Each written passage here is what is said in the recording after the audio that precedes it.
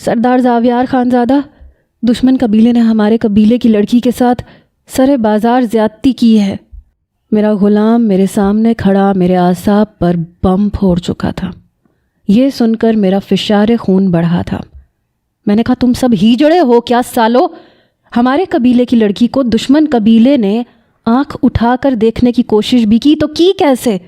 میں دھاڑتے ہوئے بولا تھا۔ پوری حویلی میری دھاڑ کی آواز پہ گونج اٹھی تھی۔ میں نے کہا، گاڑی نکالو، جب تک دشمن قبیلے کی لڑکی کو اپنی آنکھوں کے سامنے بدلے کا نشانہ نہ بنا دوں۔ زاویار خاندان پر پانی کا گھونٹ بھی حرام ہے۔ میں بہت طیش میں کھڑا ہوا تھا۔ میرا بھائی میرے سامنے کھڑا ہو گیا۔ وہ کہنے لگا، پنچایت میں بات پہنچا دی گئی ہے زاویار، تم کہیں نہیں جاؤ گے، میں جا کے سرپنچ سے ساری بات کروں گا۔ میں نے کہا، ایسی کی تیسی سرپنچ کی، میں تب تک سچ مچ چین سے نہیں بیٹھوں گا لالا، جب تک دشمن قبیلے کی لڑکی میرے سامنے بے حجاب اپنی عزت کی بھیک مانگتی ہوئی نظر نہیں آئے گی۔ میں آپ لوگوں کی طرح بے غیرت نہیں ہوں۔ بابا سائیں اور دادا سائیں کا غیرت مند خون میری رگوں میں ابھی بھی گردش کر رہا ہے۔ میں نے اپنے ملازم سے کہا، خدا بخش، جا کے میری بندوق لے کے آ، گاڑی تیار کرو، اور میرے گارڈ سے کہو اپنی بندوقوں میں گولیاں اچھے طریقے سے بھر لیں۔ آج دشمن قبیلے کی ہر گلی گولیوں سے گونج اٹھے گی۔ میں بے تحاشا غصے میں باہر نکلا تھا۔ میں سوچ چکا تھا کہ آج یا تو میں نہیں یا دشمن قبیلہ نہیں۔ مجھے دشمن قبیلے کے آس پاس دکھتی کوئی لڑکی نظر آ گئی، میں وہیں اس کی عزت کی چادر اتار کے پھینکوں گا، اور اگر کسی گارڈ نے میرے سامنے اسے بے آبرو نہیں کیا تو میں خود بدلے کی آگ میں کچھ بھی کر گزروں گا۔ جیسے ہی میں جیپ نکلوا کر باہر نکلا تو میرے پیچھے میرے گارڈز کی فوج تھی۔ میں کسی بھی پنچایت کے فیصلے پر رکنے والا نہیں تھا۔ یہ بات میرا بڑا بھائی شہباز بھی اچھی طرح جانتا تھا۔ میرے غصے سے سب اچھی طرح واقف تھے۔ سب جانتے تھے کہ جب میں کچھ ٹھان لیتا ہوں تو پھر کر گزرتا ہوں، مجھے کوئی روک نہیں سکتا۔ جس طرح سے دھواں اڑاتے ہوئے میری گاڑیاں مخالف قبیلے کی جانب بڑھ رہی تھیں، میں جانتا تھا وہاں کے گلی کوچے بازار اس وقت بند ہو چکے ہوں گے، لوگ اپنے گھروں کے اندر مقید ہو چکے ہوں گے۔ جیسے ہی مخالف قبیلے کی جانب میں بڑھا، وہاں کھڑے لوگوں کو میں نے اپنی گولیوں سے اڑانا شروع کیا۔ 10 منٹ میں سارے پہرے داروں کو میرے لوگوں نے جان سے مار کے مٹی کا ڈھیر کر دیا تھا۔ میرے سر پہ خون سوار تھا۔ میں مخالف قبیلے کے اندر داخل ہو چکا تھا۔ ایک کنویں کے پاس میں نے ایک لڑکی کو دیکھا جو اپنی بکریوں کو پانی پلانے کے لیے کنویں سے پانی نکال رہی تھی۔ مجھے اور ہمارے قبیلے کی گاڑیوں کو دیکھ کے اس لڑکی کے ہاتھ سے پانی کا ڈول گرا تھا۔ سندھی کڑھائی کا فراک پہنے سرخ رنگ کی اوڑھنی سے اس لڑکی نے اپنا چہرہ چھپایا۔ دونوں ہاتھوں کی کلائیاں چوڑیوں سے بھری ہوئی تھیں، پیروں پہ پازیب پہنی چھن چھن کرتی وہ بھاگی تھی۔ اس کی بکریاں اس کے پیچھے بھاگ رہی تھیں۔ میری جیپ مٹی اڑاتی ہوئی اس لڑکی کے قریب چند سیکنڈز میں پہنچی۔ میں جانتا تھا اس قبیلے کی ساری اکڑ ختم ہو چکی ہے، یہاں کا کوئی بھی مرد میرے مد مقابل نہیں ہے، کوئی میرا کچھ نہیں بگاڑ سکتا۔ اس لڑکی کے قریب جیسے ہی میری جیپ پہنچی، میں نے اس کے سر کا دوپٹہ بڑی بے دردی سے اتار کے ایک طرف پھینکا تھا، اور میرے برابر میں بیٹھے ڈرائیور نے جیپ اس لڑکی کے سامنے لے جا کے کھڑی کی، اس کے بھاگنے کا راستہ بند کیا۔ میں تیزی سے جیپ سے اترا، لڑکی کا بازو پکڑا۔ میری آنکھوں میں اس وقت نفرت ہی نفرت تھی۔ میں نے اپنے گارڈ سے کہا، باہر آؤ، اس لڑکی کے کپڑے اتارو، ہم سب کے سامنے اسے بے آبرو کرو۔ وہ لڑکی چلا رہی تھی، رو رہی تھی، لیکن مجھے اس پہ رحم نہیں آ رہا تھا۔ جیسے ہی میرے گارڈز نے اس لڑکی کے گریبان میں ہاتھ ڈالا تو ایک گولی تھی جو میرے گارڈ کے ہاتھ میں لگی۔ بری طرح سے اس کا ہاتھ پیچھے ہوا، وہ وہیں بلبلانے لگا۔ میں نے پیچھے مڑ کے دیکھا تو مخالف قبیلے کی گاڑیاں پہنچ چکی تھیں۔ نقاب کی ایک کوئی خاتون تھی جس نے گولی چلائی تھی۔ وہ اپنی جیپ سے نیچے اتری اور بڑے بڑے قدم اٹھاتے ہوئے مجھ تک پہنچی۔ کہنے لگی میری لڑکی کو ہاتھ مت لگانا ورنہ گولی چلانی ہمیں بھی آتی ہے سردار زاویار۔ بڑا کرخت لہجہ تھا، آنکھوں میں وہی نفرت تھی جو میری آنکھوں میں تھی۔ میں نے کہا کون ہو تم؟ اس قبیلے کے سردار تو کب کے مٹی کے نیچے دفن ہو چکے ہیں، تم کون ہو؟ کیا قبیلے کی نئی سردارنی بن کے آئی ہو؟ مجھ سے، زاویار خانزادہ سے اتنے اونچے لہجے میں بات کرنے کی کسی کی ہمت نہیں ہوئی کبھی۔ وہ کہنے لگی میری ہمت ہے۔ میں نے کہا اچھا۔ وہ مجھ سے کچھ فاصلے پہ کھڑی تھی۔ میں خود اس لڑکی کے پاس پہنچا جس کے ساتھ میرا گارڈ زیادتی کرنے کے لیے تیار تھا، لیکن ہاتھ پہ گولی لگنے سے پیچھے ہٹ گیا تھا۔ میں نے کہا تمہاری آنکھوں کے سامنے ابھی بے آبرو کروں گا اس لڑکی کو، تم میرا جو بگاڑ سکتی ہو بگاڑ کے دکھا دو۔ وہ کہنے لگی گولی مارنے سے پہلے میں سوچوں گی نہیں، وہ گولی تمہارے سینے پہ لگے گی یا تمہارے دماغ میں، وہ تمہاری قسمت ہے۔ اس کے لہجے میں سرداروں جیسی آن بان تھی، لیکن میں سمجھ نہیں پا رہا تھا۔ میں نے اس لڑکی کا بازو پکڑا، اس سے قریب کیا۔ جب ایک گولی میرے سر کے اوپر سے گزری، مجھے امید نہیں تھی وہ اتنی بڑی جرت کرے گی۔ میں نے اس لڑکی کا بازو چھوڑا اور اس نقاب پوش حسینہ کے روبرو جا کے کھڑا ہو گیا۔ اس کے پیچھے بس چند ہی محافظ اس کی حفاظت کے لیے موجود تھے، اور اس سے دگنی تعداد میں میرے محافظوں نے ان پہ بندوقیں تان رکھی تھیں۔ میں نے اپنے گارڈز کو اشارہ کیا، تب تک وہ گارڈز مخالف قبیلے کے محافظوں پہ بندوق تان چکے تھے۔ یہ دیکھ کر پردہ نشین کی آنکھوں میں ذرا سا خوف اترا تھا۔ میں مسکرانے لگا۔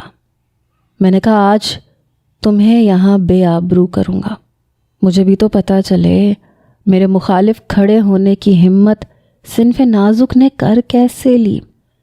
شاید تم میرے نام سے واقف نہیں ہو۔ اس نے پستول میرے قدموں میں پھینک دی۔ میں حیران تھا کہ اتنی جلدی اس نے خود کو سرنڈر کیسے کر دیا۔ وہ کہنے لگی اپنا شوق پورا کریں۔ میں اس کی بات پہ کچھ حیران ہوا۔ وہ کہنے لگی بدلہ چاہیے نا تمہیں؟ میں تمہارے سامنے کھڑی ہوں، لے لو بدلہ۔ میں اس کے قریب ہوا، سب سے پہلے اس کا نقاب پیچھے کیا۔ جیسے ہی اس کا نقاب پیچھے ہوا، اس کا چہرہ میرے سامنے آیا تو میرے ہوش اڑ کے رہ گئے۔ میرا تنفس بری طرح سے بگڑا تھا۔ میں چند قدم پیچھے ہٹا، وہ میرے سامنے کھڑی تھی۔ وہ کہنے لگی ہاتھ کیوں روک لیا زاویار خانزادہ؟ اتارو میری چادر، کرو مجھے بے حجاب، سب کے سامنے مجھے بے آبرو کرنے کا یہ نادر موقع ہے، ہو سکتا ہے تمہیں مستقبل میں نہ ملے۔ میرے چہرے پہ پسینہ بہنے لگا۔ میں بدحواسی سے اسے دیکھ رہا تھا۔ میں اپنے قدم پیچھے لے چکا تھا۔ میں جیپ میں بیٹھا۔ میں نے کہا واپس چلو۔ وہ کہنے لگی جا کہاں رہے ہو؟ آؤ نا آؤ، خواہش پوری کرو اپنی، ایمان شاہ تمہارے سامنے کھڑی ہے۔ میں اپنی جیپ اس قبیلے سے باہر نکال کے لے گیا۔ سرد موسم میں بھی میرے ماتھے سے پسینہ بہہ رہا تھا، حالانکہ میرے منہ سے سردی کی وجہ سے دھواں نکل رہا تھا۔ مجھ پر بدحواسی سی طاری تھی۔ وہ زندہ تھی، یہ کیسے ممکن تھا؟ اور اگر وہ زندہ تھی تو ابھی تک کہاں غائب تھی؟ میں کبھی سوچ بھی نہیں سکتا تھا کہ میرا سامنا ایمان شاہ سے بھی ہو سکتا ہے۔ اندھا دھند اپنی جیپ کو چلاتے ہوئے میں حویلی پہنچا تھا۔ میرے گارڈز میری اس حرکت پر حیران تھے۔ آج تک کبھی بدلہ لیے بغیر واپس نہ آنے والا زاویار آج بدحواسی کی حالت میں واپس لوٹا تھا۔ میں حویلی کے لاؤنج میں داخل ہوا۔ شہباز خانزادہ مجھے دیکھ رہا تھا۔ میں نے کسی سے نظریں نہیں ملائیں، سیدھا اپنے کمرے میں گیا اور دروازہ زور سے بند کیا اور بیڈ پہ بیٹھ گیا۔ سامنے رکھے جگ سے پانی کا گلاس بھرا اور ایک گھونٹ میں پانی ختم کر دیا۔ میرے اندر عجیب سی ہلچل مچ چکی تھی۔ وہ زندہ کیسے ہو سکتی ہے؟ یہ ایک ایسا سوال تھا جو میرے اعصاب پر ہتھوڑے کی طرح سے لگ رہا تھا۔ میرے دماغ کی تنابیں کھنچنے لگی تھیں۔ میرا دماغ کام کرنا چھوڑ رہا تھا۔ میرا سانس پوری طرح سے بگڑا تھا۔ میں اس قدر بدحواس تھا کہ بیان سے باہر تھا۔ لگ رہا تھا ایمان کو نہیں دیکھا کسی بھوت کو دیکھ لیا ہے۔ میرا سانس اکھڑنے لگا، مجھے استھما کا اٹیک ہونے لگا۔ میں نے جلدی سے اپنی جیب سے انہیلر نکالا، اسے اچھی طرح ہلا کر اپنے منہ میں لے کر 2 پف لیے۔ میں اپنا سانس بحال کرنے کی کوشش کر رہا تھا جب میرے کمرے کا دروازہ کھلا۔ شہباز لالا میرے سامنے کھڑے تھے۔ میں نے ایک نظر انہیں دیکھا، میں کھڑا ہو گیا، تیز قدم چلتا ہوا شہباز لالا کے سامنے آ گیا۔ میں نے کہا وہ زندہ ہے؟ میری بات پر شہباز لالا نے نظریں چرائیں تھیں۔ میں نے کہا لالا، کچھ پوچھا ہے آپ سے، ایمان زندہ تھی کیا؟ شہباز لالا کہنے لگے مجھے نہیں پتا۔ میں نے کہا کیسے نہیں پتا آپ کو؟ سب پتا ہے، جھوٹ مت بولیں، مجھ سے سب کچھ چھپایا کیا؟ اتنی بڑی بات کو چھپایا آپ نے مجھ سے؟ میرا بس نہیں چل رہا تھا کہ کیا نہ کر گزروں۔ میرا لہجہ کافی بلند تھا۔ شہباز لالا کہنے لگے مت بھولو وہ دشمن کی بیٹی ہے اور اب وہ اپنے قبیلے کی سردارنی بن چکی ہے۔ میں نے کہا میری ناک کے پیچھے اتنا کچھ ہو گیا، مجھے یہ تک نہیں پتا کہ مخالف قبیلے کی سردار کی کرسی پہ بیٹھا کون ہے۔ شہباز لالا کہنے لگے ہم بھی نہیں جانتے تھے، چند روز پہلے ہی اسے دیکھا تھا اور میں بھی اتنا ہی حیران ہوا تھا زاویار جتنا تم ہو۔ اس کے باپ نے شاید اس کے مرنے کی کوئی جھوٹی خبر اڑائی تھی۔ وہ بیرون ملک سے واپس آئی ہے، اس لیے میں چاہتا تھا کہ تم مت جاؤ، سرپنچ کو فیصلہ کرنے دو۔ میں نے کہا آپ کو کیا لگتا ہے یہ خبر مجھ تک کبھی نہیں پہنچتی یا مجھے کبھی پتہ نہیں چلتا؟ شہباز لالا کہنے لگے بس یہ یاد رکھو زاویار، وہ دشمن قبیلے کی سردارنی ہے اور کچھ نہیں۔ میں نے کہا وہ بہت کچھ ہے، میرے لیے وہ بہت کچھ ہے۔ میری بات سن کے وہ مجھے حیرت سے دیکھنے لگا۔ وہ کہنے لگا تمہیں کیا لگتا ہے وہ تمہیں بخش دے گی؟ تمہارے خون کی پیاسی بنی ہوئی ہے وہ۔ مجھے بتایا خدا بخش نے کہ اس نے تم پہ گولی چلائی تھی، اتفاق سے تمہارے سر کے اوپر سے گزری ہے، ذرا سی نیچے ہوتی تو تمہارا بھیجا اڑا چکی ہوتی۔ اس کے ہاتھ اب کپ کپاتے نہیں ہیں۔ وہ ایمان شاہ نہیں ہے زاویار جس سے تم نے محبت کی تھی، وہ اپنے قبیلے کی سردارنی ہے، تمہیں چھوڑے گی نہیں۔ میں نے کہا دیکھا جائے گا۔ شہباز لالا شاید پریشان ہوئے، وہ کہنے لگے زاویار دیکھو، دل کے ہاتھوں مجبور نہ ہونا یہ سرداروں کی شان کے خلاف ہے۔ یہ کہتے ہوئے انہوں نے میرے کندھے پہ ہاتھ رکھا اور اگلے ہی لمحے میں نے ان کا ہاتھ اپنے کندھے سے پیچھے جھٹک دیا۔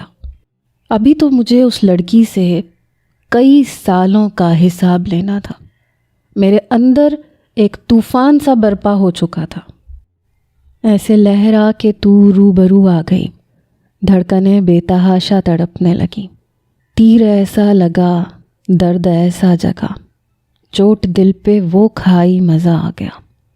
میرے رشک کمر تو نے پہلی نظر جب نظر سے ملائی، مزہ آ گیا، برف سی گر گئی، کام ہی کر گئی، آگ ایسی لگائی، مزہ آ گیا۔ میں نے اپنی آنکھیں بند کی، دربار کی سیڑھیاں میری آنکھوں کے سامنے آنے لگیں، سفید دھو دیا پاؤں، کالی چادر میں لپٹا نازک سا وجود، آنکھوں کے کالے کاجل نے پہلی ہی نظر میں مجھے گھائل کیا تھا۔ میں دربار پہ حاضری دے کر سیڑھیاں نیچے اتر رہا تھا، سفید شلوار قمیض پر کالے رنگ کی شال پہنے۔ یہی دسمبر کا ہی مہینہ تھا جب تیزی سے سیڑھیاں اترتے ہوئے میں اچانک سے سامنے آنے والی لڑکی سے بری طرح سے ٹکرایا تھا۔ وہ لڑکی بھی شاید عجلت میں سیڑھیاں اوپر چڑھ رہی تھی، مجھ سے ٹکرا کے گرنے لگی، لیکن اگر گر جاتی تو یقیناً بہت چوٹیں لگتی۔ بے ساختہ سا عمل تھا، میں نے اس کی کمر پہ ہاتھ رکھ کر اسے اپنے ساتھ لگایا، اسے گرنے نہیں دیا۔ پہلے تو وہ کچھ سمجھ نہیں پائی، لیکن پھر فوراً سے سنبھلی تھی۔ میں بھی ہوش میں آیا، لمحے بھر میں وہ میرے سینے کے ساتھ لگی۔ لمحہ ہی تو لگا تھا، میرا دل میرے پہلو سے نکل کر کہیں گم ہو گیا۔ جیسے ہی وہ لڑکی مجھ سے پیچھے ہٹی، چہرے پر سے چادر کا نقاب بھی اترا۔ اسے دیکھ کر میں بچے کھچے ہوش بھی کھو بیٹھا۔ مجھے بڑے غصے سے دیکھ رہی تھی، کہنے لگی بدتمیز، پیچھے ہٹو۔ بنا لحاظ کے اس نے مجھے پیچھے کیا، دوبارہ سے چادر سے چہرہ چھپائے اوپر کی سیڑھیاں چڑھ گئی۔ یوں تو میں دربار پہ حاضری دے چکا تھا، چادر بھی چڑھا چکا تھا، لیکن پھر سے واپس پلٹا۔ میں اس لڑکی کے پیچھے جانے لگا۔ وہ دربار کے اندر اس طرف پہنچی جہاں خواتین کے لیے جگہ بنائی گئی تھی۔ اس نے دربار میں بنے پلر پہ سرخ رنگ کا دھاگا باندھا اور اپنی منت دہرانے لگی۔ میں اس کی سفید شفاف کلائیوں میں پہنی سرخ چوڑیاں دیکھ رہا تھا۔ وہ لڑکی حسن کا شاہکار تھی، ایک نظر میں سامنے والے کو اپنا گرویدہ بنانے کا ہنر جانتی تھی۔ میں ویسے بھی دل پھینک قسم کا لڑکا تھا، لڑکیوں سے افیئرز بھی چلتے رہتے تھے، مگر یہ لڑکی ایک دم پٹاخہ تھی، سیدھی دل میں جا کے بیٹھی۔ کیا حسن پایا تھا لڑکی نے!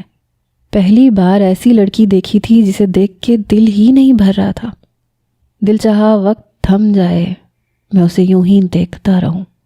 بڑی بے خودی سے، ہر چیز سے بیگانہ ہو کے میں اسے دیکھ رہا تھا۔ جب اس کی نظر مجھ پہ پڑی تو ناگواری اس کے چہرے پہ پھیل گئی، حالانکہ میں خاصا ہینڈسم قسم کا نوجوان تھا۔ پھر میری بے بہا دولت میرے اندر اور سحر انگیز شخصیت پیدا کر چکی تھی۔ لڑکیاں مرتی تھیں مجھ پہ اور یہ آڑے ٹیڑے منہ بنا رہی تھی۔ پتہ نہیں کیوں مجھے اچھا نہیں لگا۔ اس لڑکی سے دوسری ملاقات ریلوے اسٹیشن پر ہوئی۔ مجھے شہر جانا تھا کیونکہ یونیورسٹی سٹارٹ ہو چکی تھی۔ جیسے ہی میں اسٹیشن پہ پہنچا، ٹرین پلیٹ فارم پہ لگ چکی تھی۔ مجھے پتا تھا 5 منٹ بھی نہیں لگیں گے اور ٹرین کا ہارن لگ جائے گا۔ میں نے جلدی سے اپنا بیگ اٹھایا۔ جیسے ہی ٹرین کے قریب پہنچا، ہارن بج چکا تھا۔ میں جلدی سے ٹرین میں سوار ہوا۔ ٹرین دھیرے دھیرے چلنا شروع ہو چکی تھی۔ اس سے پہلے کہ میں ٹرین کے اندر جاتا، رکو، ارے کوئی ٹرین کو روکو، ایک نسوانی آواز نے مجھے متاثر کیا۔ میں نے دروازے کا ہینڈل پکڑ رکھا تھا۔ جیسے ہی میں نے باہر جھانکا، وہی لڑکی ایک ہاتھ میں اپنا بیگ لیے بھاگ رہی تھی، دوسرے ہاتھ سے اپنا چہرہ چادر سے چھپا رکھا تھا۔ وہ تیز تیز بھاگ رہی تھی۔ اتفاق تھا کہ میرا دروازہ قریب تھا۔ ارے بھائی، کوئی ٹرین کو روکو، کوئی زنجیر کھینچو، مجھے ابھی ٹرین پہ سوار ہونا ہے۔ میں نے نہ جانے کیوں اپنا ہاتھ اس کی طرف بڑھایا۔ وہ بڑی تیزی سے بھاگ رہی تھی۔ میں تقریباً ایک ہاتھ سے ٹرین کا ہینڈل پکڑے باہر کی طرف لٹک چکا تھا۔ اپنا پورا ہاتھ میں نے اس کی طرف بڑھایا۔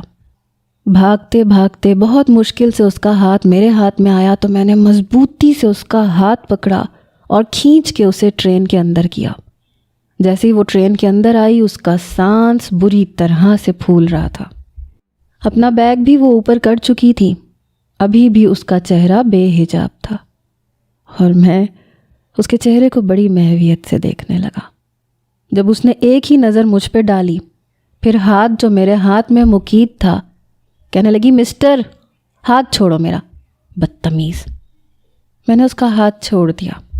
میں نے کہا، بھلائی کا تو زمانہ ہی نہیں ہے، اچھا ہوتا میں آپ کو ٹرین پہ چڑھاتا ہی نہیں۔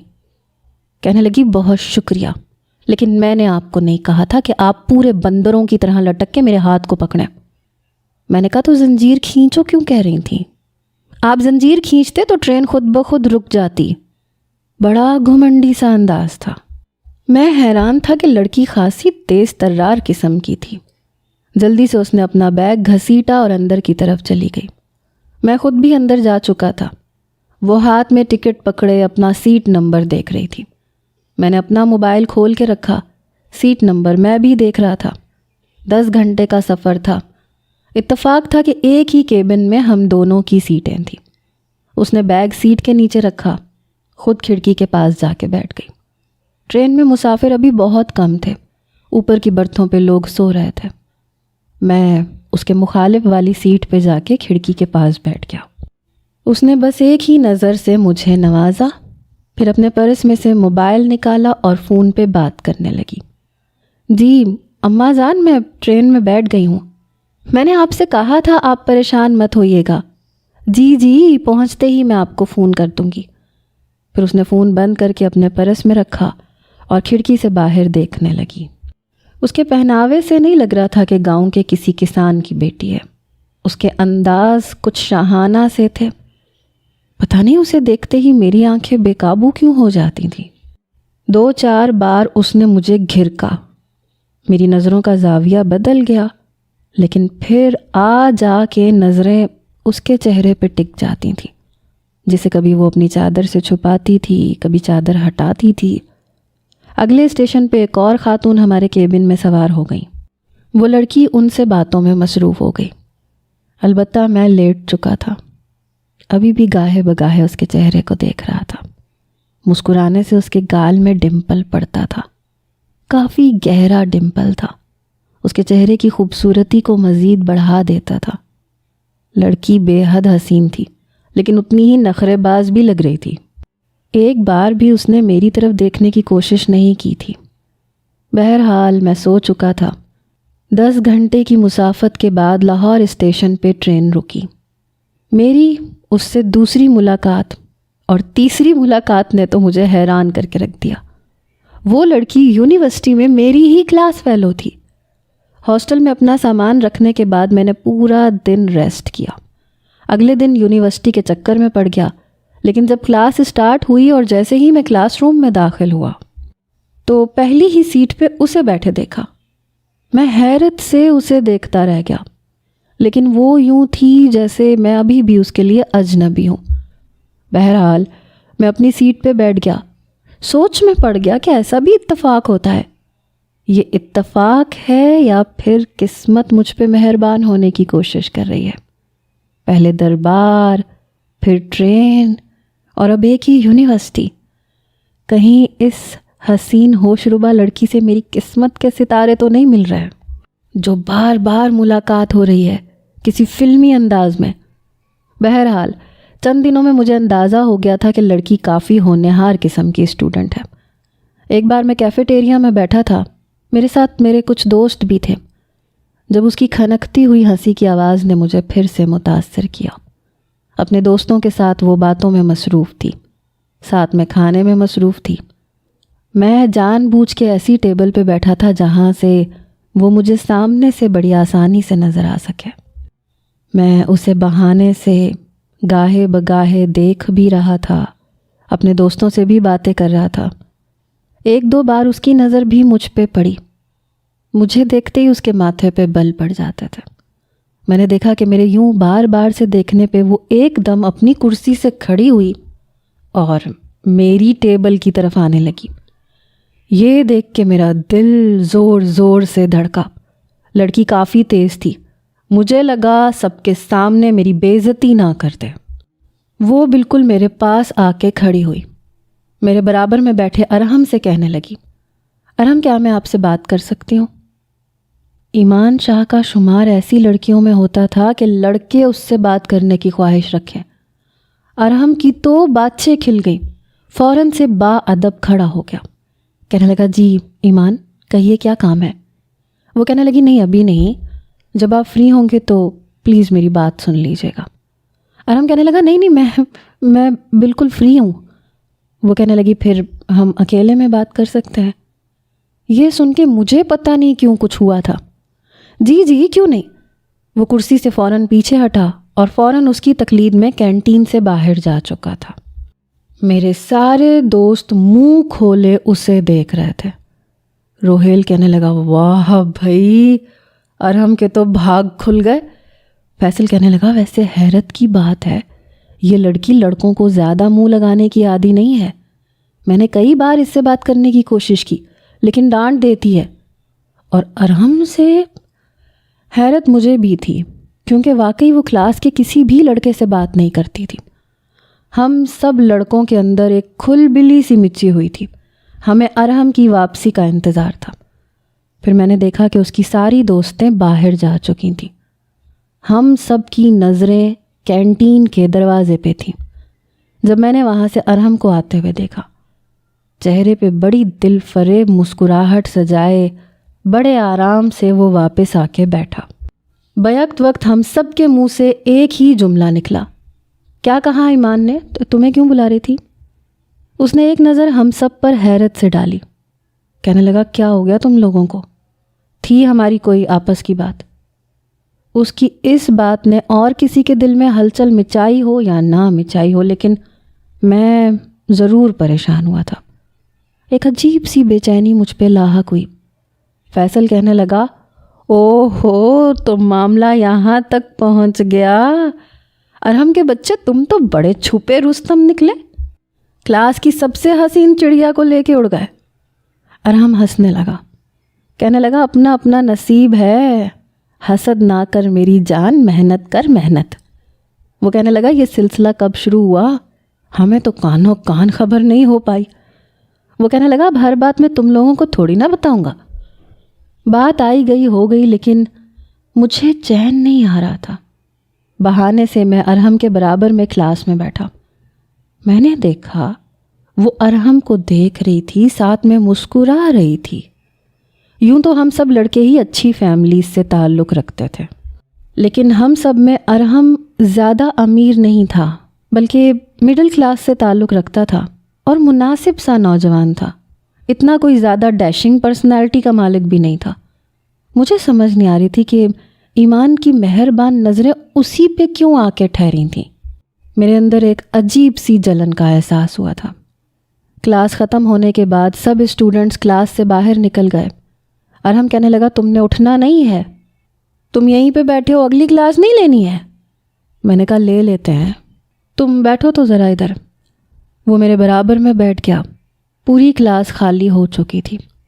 میں نے کہا، وہ اس لڑکی کے ساتھ کیا سین ہے تمہارا؟ وہ نافہمی سے کہنے لگا، کون سی لڑکی؟ میں نے کہا، وہ ایمان شاہ۔ وہ کہنے لگا، اچھا وہ لڑکی، ارے یار کوئی سین وین نہیں ہے، میں تو ویسے ہی تم لوگوں کو تنگ کر رہا تھا۔ اسے نوٹس چاہیے تھے تو وہی مانگ رہی تھی، اور بھلا اس کو مجھ سے کیا کام ہو سکتا ہے؟ میں نے دے دیے، میرا شکریہ ادا کرنے لگی۔ بس میں اب اس لڑکی سے بات کرنے کے بہانے ڈھونڈنے لگا۔ میں اس سے نوٹس مانگنے کی کوشش کرتا، کبھی کسی نہ کسی لیکچر پہ کوئی بات کرتا۔ میں چاہتا تھا وہ مجھ سے کچھ بے تکلف سی ہو جائے، لیکن وہ مجھے بس 2 لفظی جواب دے کے آگے بڑھ جاتی تھی۔ ایک بار ہم لوگ یونیورسٹی کے باغ میں بیٹھے تھے، وہاں سے یونیورسٹی کا مین دروازہ قریب تھا۔ جب میں نے وہاں سے اپنے دشمن قبیلے کے سردار کے بیٹے کو اندر آتے دیکھا، میرے ماتھے پہ بل پڑے۔ شہروز کو دیکھ کر میرے اندر آگ سی لگی تھی۔ کچھ مہینے پہلے ہی تو قبیلوں کی لڑائی میں ہمارا ایک دوسرے سے آمنا سامنا ہوا تھا، تلخ کلامی بھی ہوئی تھی۔ اصل میں ہمارے کھیتوں میں پانی مخالف قبیلے کی جانب سے ہی آتا تھا۔ اب یہ کہہ رہا تھا کہ وہ پانی کبھی بھی بند نہیں کیا جائے گا، لیکن جب سے شہروز نے اپنے باپ کی جگہ سنبھالی تھی، اس کے اندر دشمنی کا کیڑا کچھ زیادہ ہی اچھلنے لگا تھا۔ وہ ہمارے کھیتوں میں آنے والا پانی بند کر دیتا تھا، حالانکہ پنچایت میں فیصلہ ہو چکا تھا کہ پانی کوئی بند نہیں کرے گا، لیکن وہ باز نہیں آتا تھا۔ میں نے شروع سے ہی پنچایت کے فیصلے پر کبھی سر نہیں جھکایا تھا۔ یہ کام صرف بابا کا تھا یا پھر شہباز لالا کا۔ میں شروع سے ہی اپنے فیصلے خود کرنے کا عادی تھا۔ شہروز کی بھی مجھ پہ نظر پڑ چکی تھی۔ اس کی آنکھوں میں بھی نفرت تھی، ماتھے پہ بل، کیونکہ آخری ملاقات میں ہماری ہاتھا پائی تک بات پہنچ گئی تھی۔ بیچ میں اگر ہمارے بڑے بزرگ نہ آتے تو آج یا وہ نہ ہوتا یا میں نہ ہوتا، ہم دونوں میں سے کسی ایک کا خون بہہ چکا ہوتا۔ اس نے بڑی نفرت سے دوبارہ مجھے پلٹ کے دیکھا۔ میرے ہوش اس وقت اڑے جب ایمان شاہ لالا لالا کہتی ہوئی بھاگتی ہوئی شہروز کے پاس آئی، اور شہروز نے بھی مجھ سے نظریں ہٹا کر ایمان شاہ کو دیکھا۔ وہ سیدھی اس کے ساتھ جا کے لگ گئی، اس کے کندھے پہ سر رکھ دیا۔ اس نے اس کا سر سہلایا۔ بچے، کوئی مشکل تو پیش نہیں آ رہی تمہیں پڑھائی میں؟ وہ کہنے لگی، نہیں لالا، میں بہت خوش ہوں۔ آپ کا بہت بہت شکریہ، آپ نے بابا جان کو اس بات کے لیے راضی کیا۔ وہ کہنے لگا، میری بہن کسی چیز کی خواہش کرے اور شہروز اسے پورا نہ کرے، ایسا کبھی ہوا ہے؟ مجھے لگا میرے سر پہ کسی نے بم دھماکہ کیا ہے۔ ایمان شاہ ہمارے دشمن قبیلے کی بیٹی تھی، شہروز کی بہن تھی۔ کچھ پل تو مجھے اپنی آنکھوں پہ یقین نہیں آیا، کچھ پل دماغ سائیں سائیں کرنے لگا۔ پہلی نظر میں جس لڑکی پہ اپنا دل ہار بیٹھا وہ میرے دشمن قبیلے کے سردار کی بیٹی تھی۔ میں جو کچھ دن پہلے یہ سوچ رہا تھا کہ ہماری بار بار ہونے والی ملاقاتیں شاید ہمارا نصیب ایک دوسرے سے جوڑنے والی ہیں، ہماری قسمت کے ستارے ملنے والے ہیں، لیکن نہیں، ہماری قسمت کے ستارے کبھی مل ہی نہیں سکتے تھے۔ خون کی ندیاں بہہ سکتی تھیں، قتل ہو سکتے تھے، آگ لگ سکتی تھی، سب کچھ ممکن تھا، لیکن ایمان شاہ کا میرے نصیب میں آنا ممکن نہیں تھا۔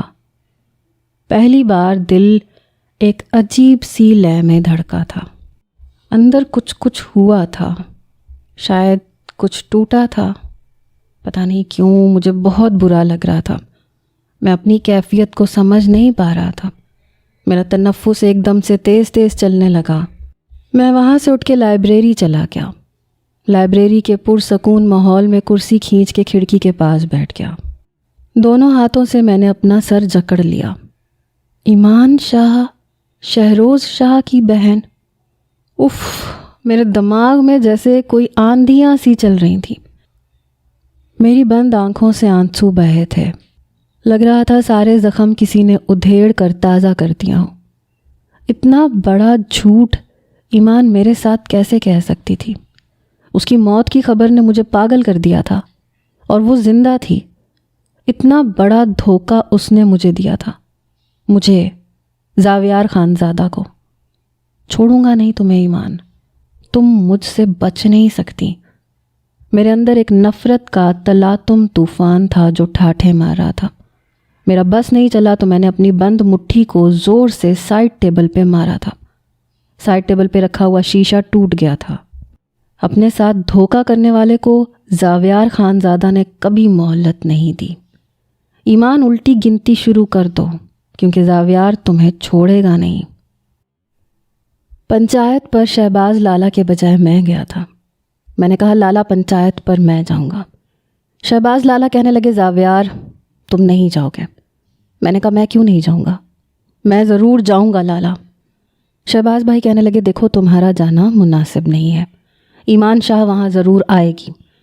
شہباز لالا نے مجھے پیار سے سمجھانا چاہا، اسی سے تو ملنا ہے۔ میری بات سن کے شہباز لالا کے ماتھے پہ بل پڑے۔ میں جانتا ہوں تم جاؤ گے تو دل کے ہاتھوں مجبور ہو کے کوئی غلط فیصلہ کر بیٹھو گے۔ دیکھو زاویار، وہ قبیلہ بہت کمزور ہو چکا ہے، کیونکہ شہروز جب سے اپاہج ہو کے بستر مرگ پہ پڑا ہے، ان کے قبیلے کا سارا زور ختم ہو چکا ہے۔ اس وقت ہماری بادشاہت ہے، اور تمہاری ذرا سی غلطی ہمیں دوبارہ سے آسمان سے زمین پر پٹخ سکتی ہے۔ شہباز لالا کی بات سن کے میں نے کہا کہ میں ہر صورت جاؤں گا۔ جب ابھی تک میں نے اپنے قبیلے کی شان و شوکت اور آن بان کو گرنے نہیں دیا، تو آپ کو کیا لگتا ہے کہ ایسا ممکن ہے؟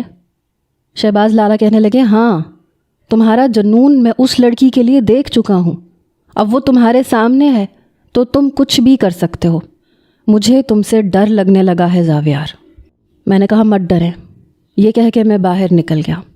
گاڑیاں تیار تھیں، شہباز لالا میرے ساتھ ہی بیٹھے تھے۔ جب ہم سرپنچ کے ڈیرے پہ پہنچے، وہ ڈیرا دونوں قبیلوں کے بیچ میں بنایا گیا تھا۔ وقت مقررہ پر ہماری گاڑیاں سرپنچ کے ڈیرے پہ کھڑی تھیں، اور ایمان شاہ کی گاڑی پہلے سے موجود تھی۔ اس کا مطلب وہ آ چکی تھی۔ میں تیزی سے گاڑی سے اترا۔ دل بڑے زور سے دھڑکا تھا۔ میں پوری رات نہیں سو پایا تھا، پوری رات جاگ کے کاٹی تھی۔ اس کی ایک نظر نے میرے اندر سب کچھ تہس نہس کر کے رکھ دیا تھا۔ 7 سال کا وقت بیچ میں سے غائب ہوتا محسوس ہو رہا تھا۔ ایسا لگ رہا تھا جیسے میں دوبارہ سے اسی جذباتی عمر کے دوراہے پہ کھڑا ہوں، دربار کی انہی سیڑھیوں پر اسے اپنے حصار میں لیے۔ جیسے ہی میں اندر گیا، وہ ابھی بھی چادر سے چہرہ چھپائے بیٹھی تھی۔ سرپنچ بھی وہاں موجود تھے۔ مجھے دیکھ کے اس نے رخ بدلا تھا، اسی نفرت سے جو اس کے چہرے کا خاصہ تھی۔ سرپنچ جی نے جب ہمیں دیکھا تو اٹھ کے کھڑے ہو گئے، ہمارے پاس آ کر ہم سے بغل گیر ہوئے، پھر مخالف سمت بیٹھنے کا اشارہ کیا۔ میری نظریں ایمان شاہ سے ہٹنے کو تیار ہی نہیں تھیں۔ بڑی مدت بعد تو اسے دیکھ رہا تھا، نہ دل کو چین تھا، نہ میری نظروں کو قرار تھا۔ शहबाज लाला ने मुझे देखा तो मेरा हाथ पकड़ के दबाया, लेकिन फिर भी मेरी नज़रों का जाविया नहीं बदला। सरपंच कहने लगा, जो कुछ राशिद ने तुम्हारे कबीले की लड़की के साथ किया है, सरदारनी का कहना है कि वो अपने कबीले के उस नौजवान को तुम्हारे कबीले की उस लड़की से निकाह पर मजबूर करेगी। उसने गलती की है तो वो उसे इज़्ज़त भी देगा।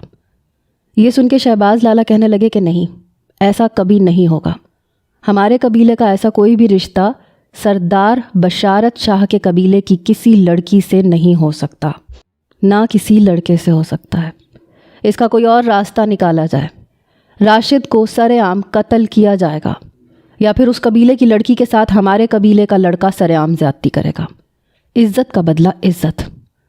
ईमान शाह कहने लगी, इज़्ज़त ही दे रही हूँ। मेरे कहने पे वो निकाह भी करेगा और इज़्ज़त से उसे रखेगा भी। ये इज़्ज़त के बदले इज़्ज़त ही है, लेकिन आपकी सोच का मयार कुछ अलग है। मैंने कहा, लेकिन ज़्यादती हुई है और ज़्यादती का बदला ज़्यादती से ही लिया जाएगा। अपने कबीले की किसी भी लड़की को हमारे कबीले में भेज दो। हमारा वादा है 8 घंटे बाद वो तुम्हारे कबीले में वापस पहुंच जाएगी, उसी हालत में जिस हालत में हमारे कबीले की लड़की हमारे कबीले में पहुंची थी। ईमान शाह कहने लगी, तो ठीक है, मेरे कबीले से मैं अपनी आबरू रेज़ी के लिए तैयार हूँ। शर्त यह है कि मेरी इज़्ज़त लूटने वाला सिर्फ ज़ावियार खानज़ादा होगा, और दूसरी शर्त यह है कि ये मुझे सरे बाज़ार बेहिजाब करेगा। उसकी बात पे मेरा चेहरा सुर्ख हुआ था। मैंने दोनों मुट्ठियाँ भींची थी।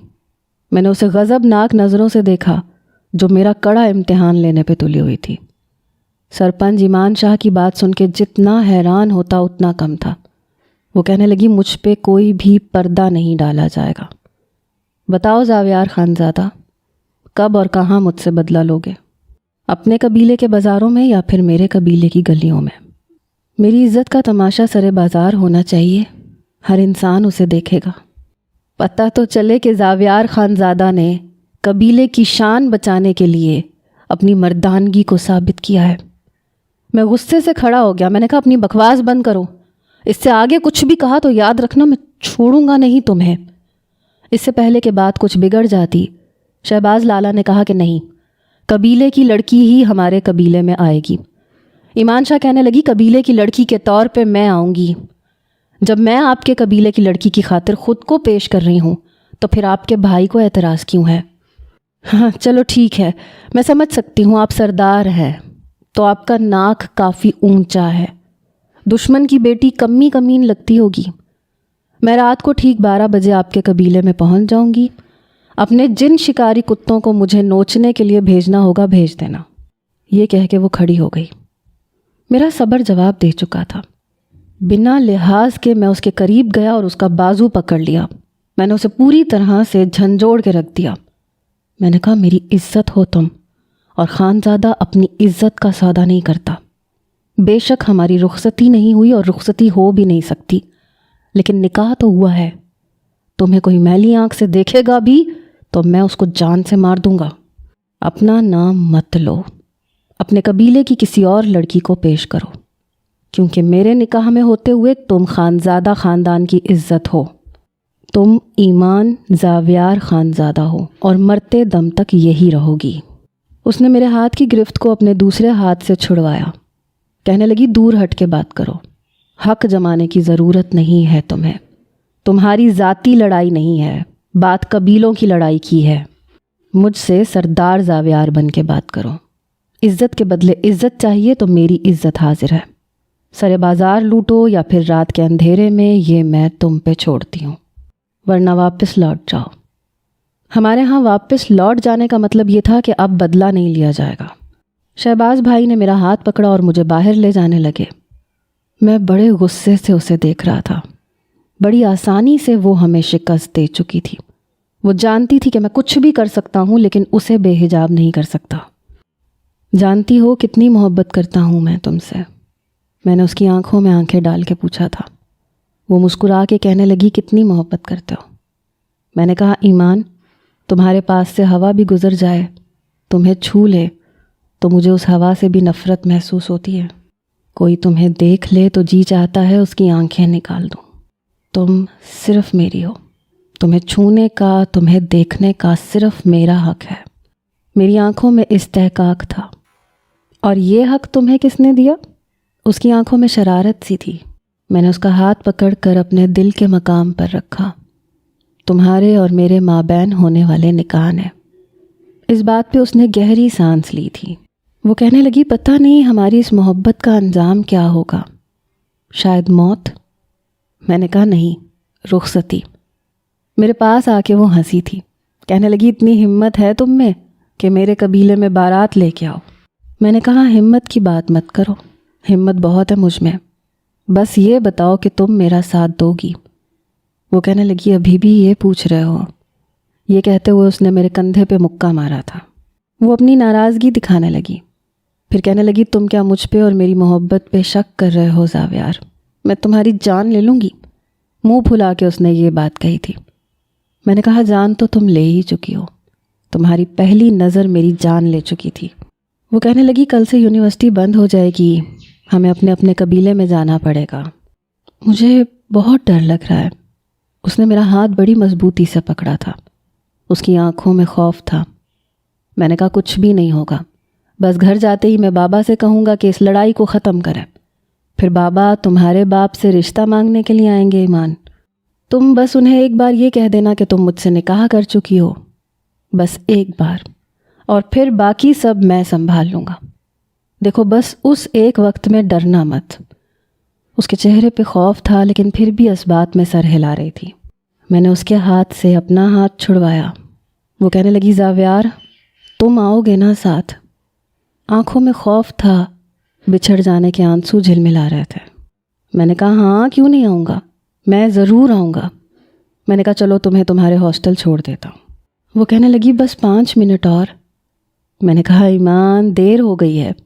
وہ کہنے لگی پتہ نہیں کیوں مجھے ڈر لگ رہا ہے، ایسا لگ رہا ہے جیسے آج کے بعد میں تمہیں کبھی دیکھ نہیں پاؤں گی. میں نے کہا کیوں؟ میری محبت پہ یقین نہیں ہے، بھروسہ نہیں ہے. وہ کہنے لگی بھروسہ ہی تو ہے تبھی تو اتنا بڑا قدم اٹھایا ہے. میں نے کہا اگر بھروسہ کیا ہے تو پھر یقین بھی رکھو، میں ضرور آؤں گا.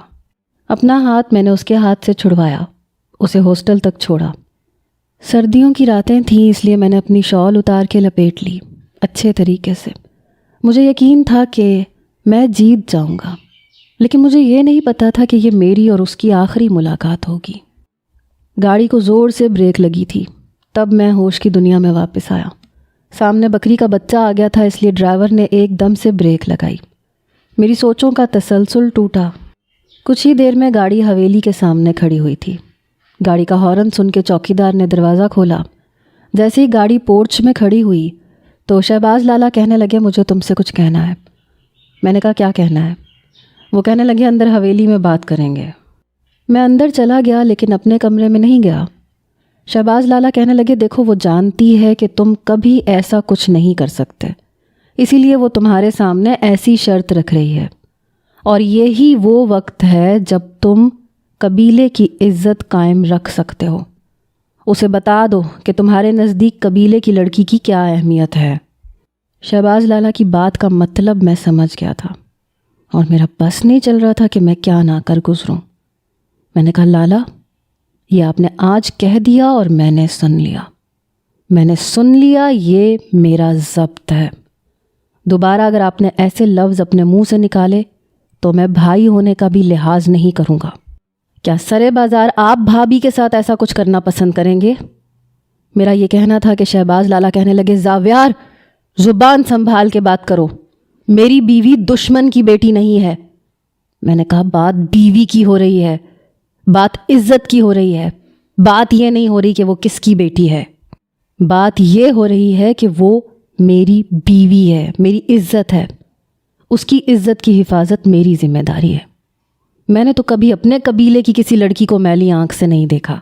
میں ان سے بھی عزت اور احترام سے بات کرتا ہوں، انہیں بھی اپنی عزت سمجھتا ہوں. تو وہ تو پھر ایمان ہے. یہ کہہ کے میں اپنے کمرے میں آ گیا تھا. قبائلی لڑائی اور نفرتوں میں محبت کا انجام فنا ہونا ہی لکھا ہوتا ہے، لیکن پھر بھی محبت ہو جاتی ہے. پتہ نہیں کیوں.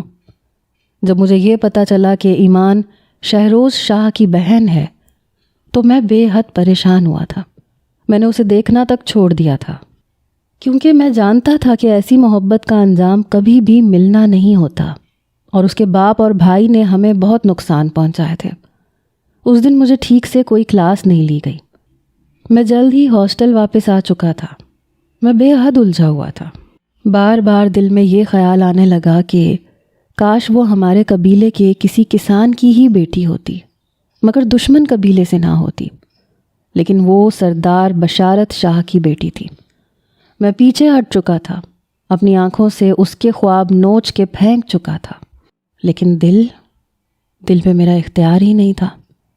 بہرحال میں نے اسے دیکھنا چھوڑ دیا تھا۔ وقت آگے بڑھنے لگا۔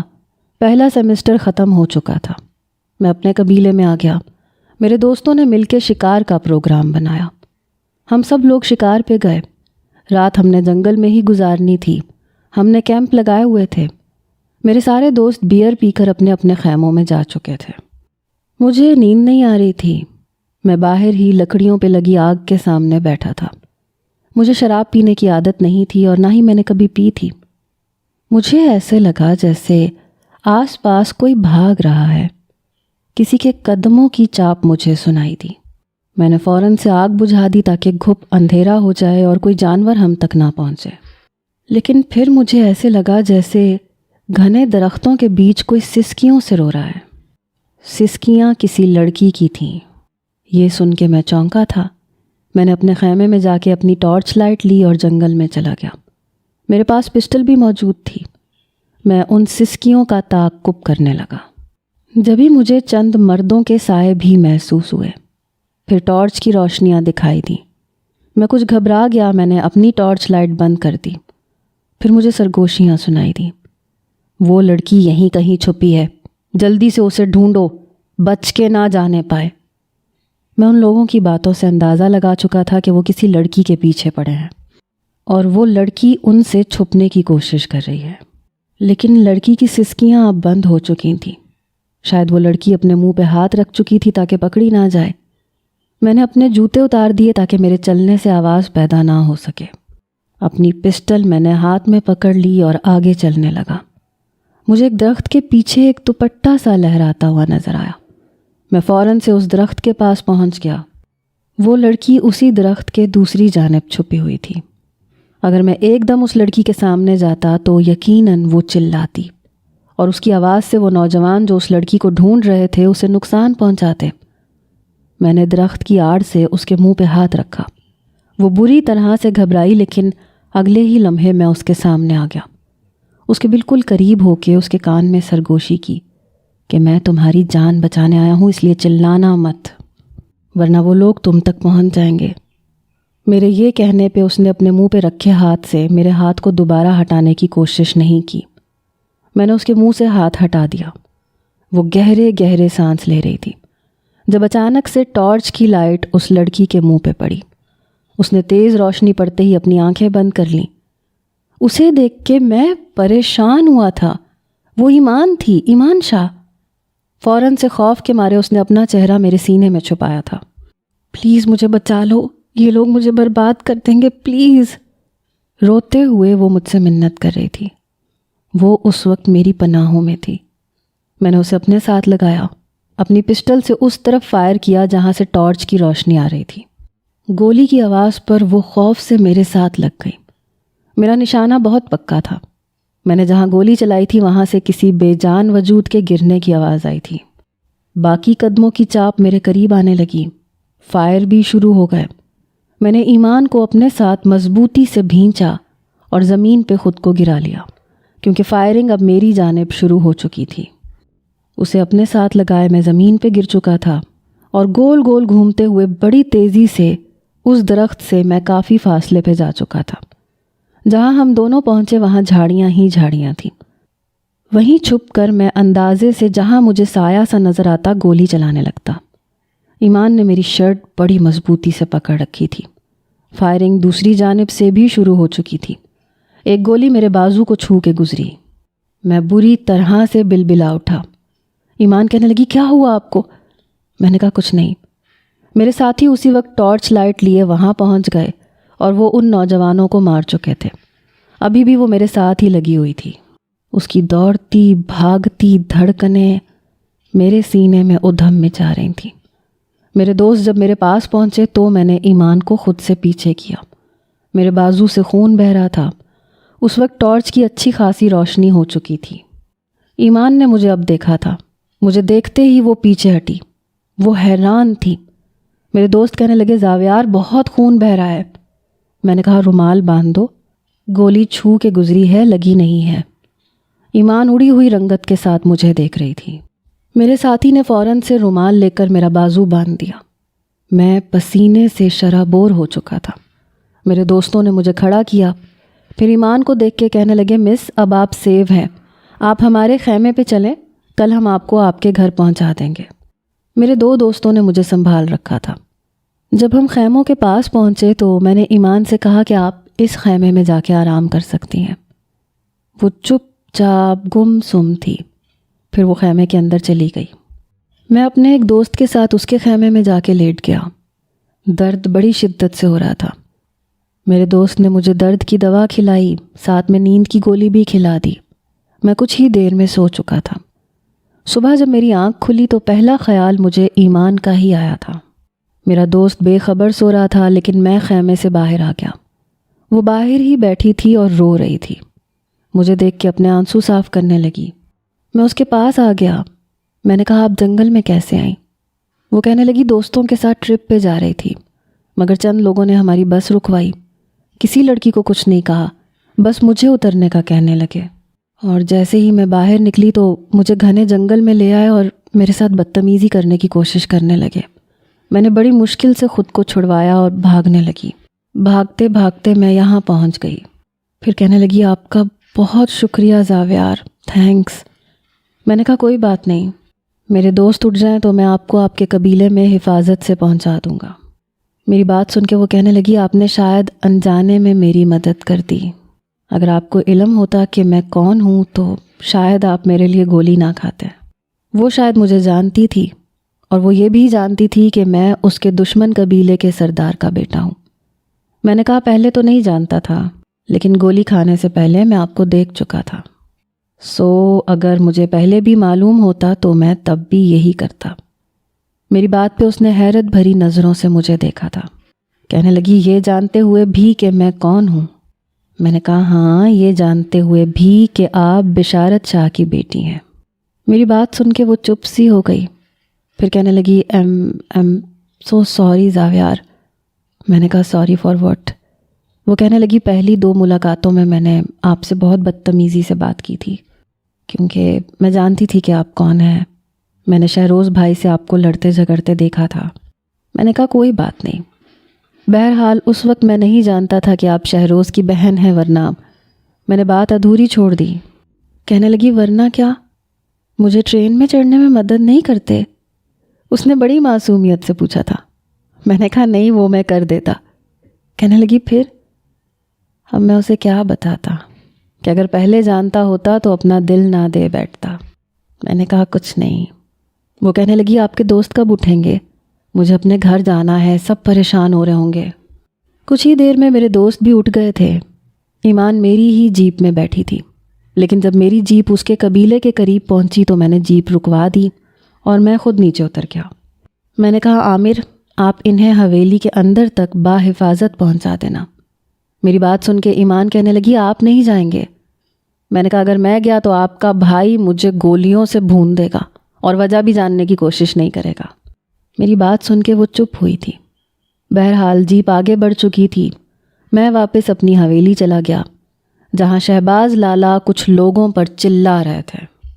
کیسے نکل گئی وہ لڑکی ہاتھ سے؟ کہاں نکل گئی؟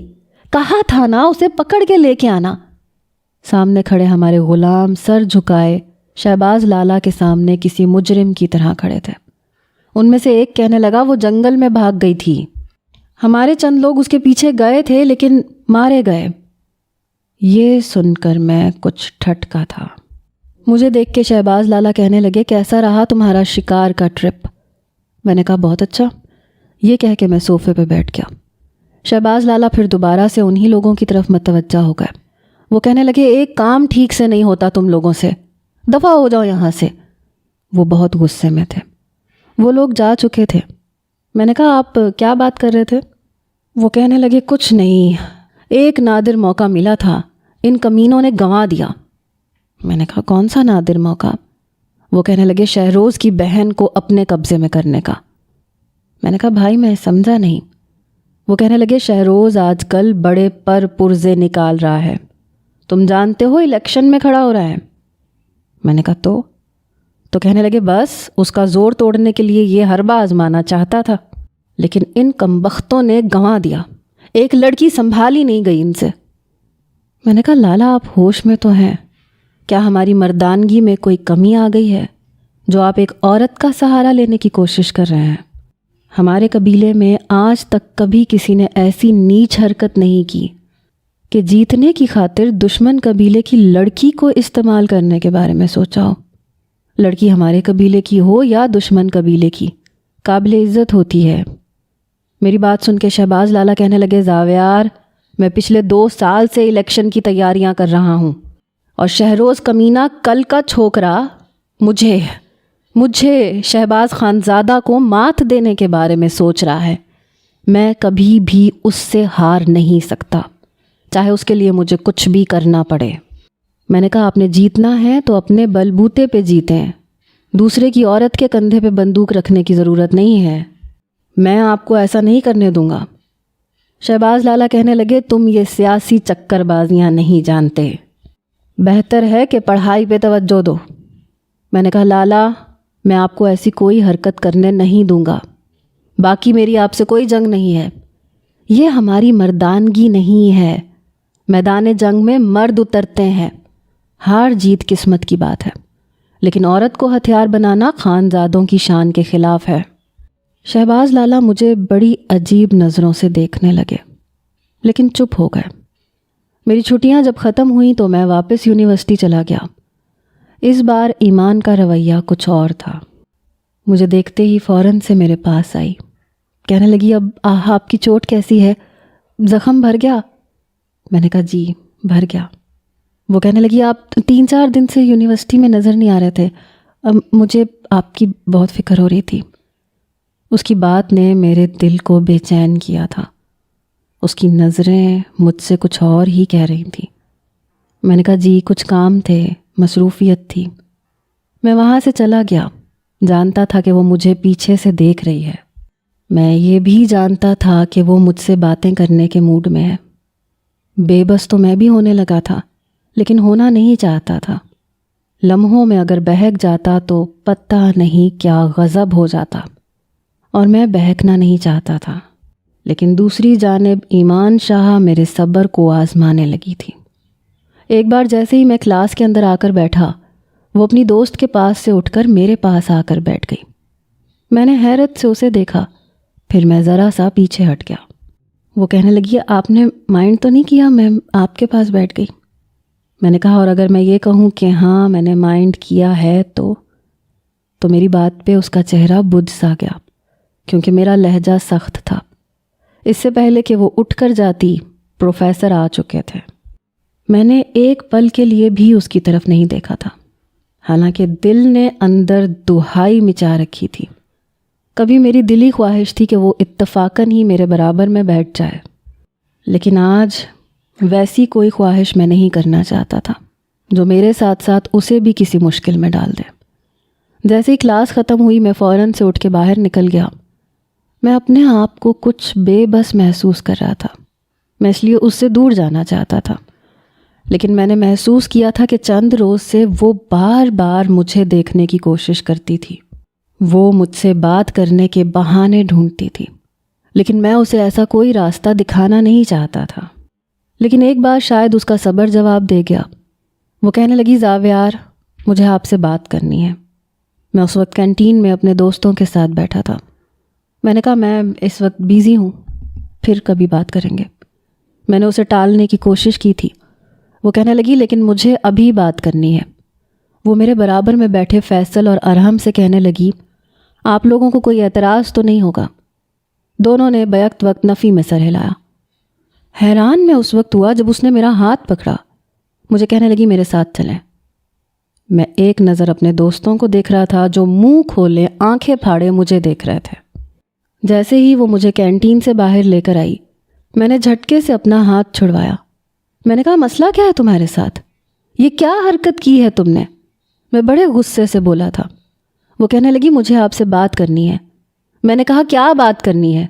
ایسی بھی کیا بات کرنی ہے تم نے جو سب کے سامنے تم میرا ہاتھ پکڑ کے مجھے باہر لے کے آئی ہو؟ میرے دوست کیا سوچیں گے میرے بارے میں یا تمہارے بارے میں؟ وہ کہنے لگی، جس نے جو سوچنا ہے سوچنے دے۔ میں نے کہا، بولو کیا کہنا ہے تم نے؟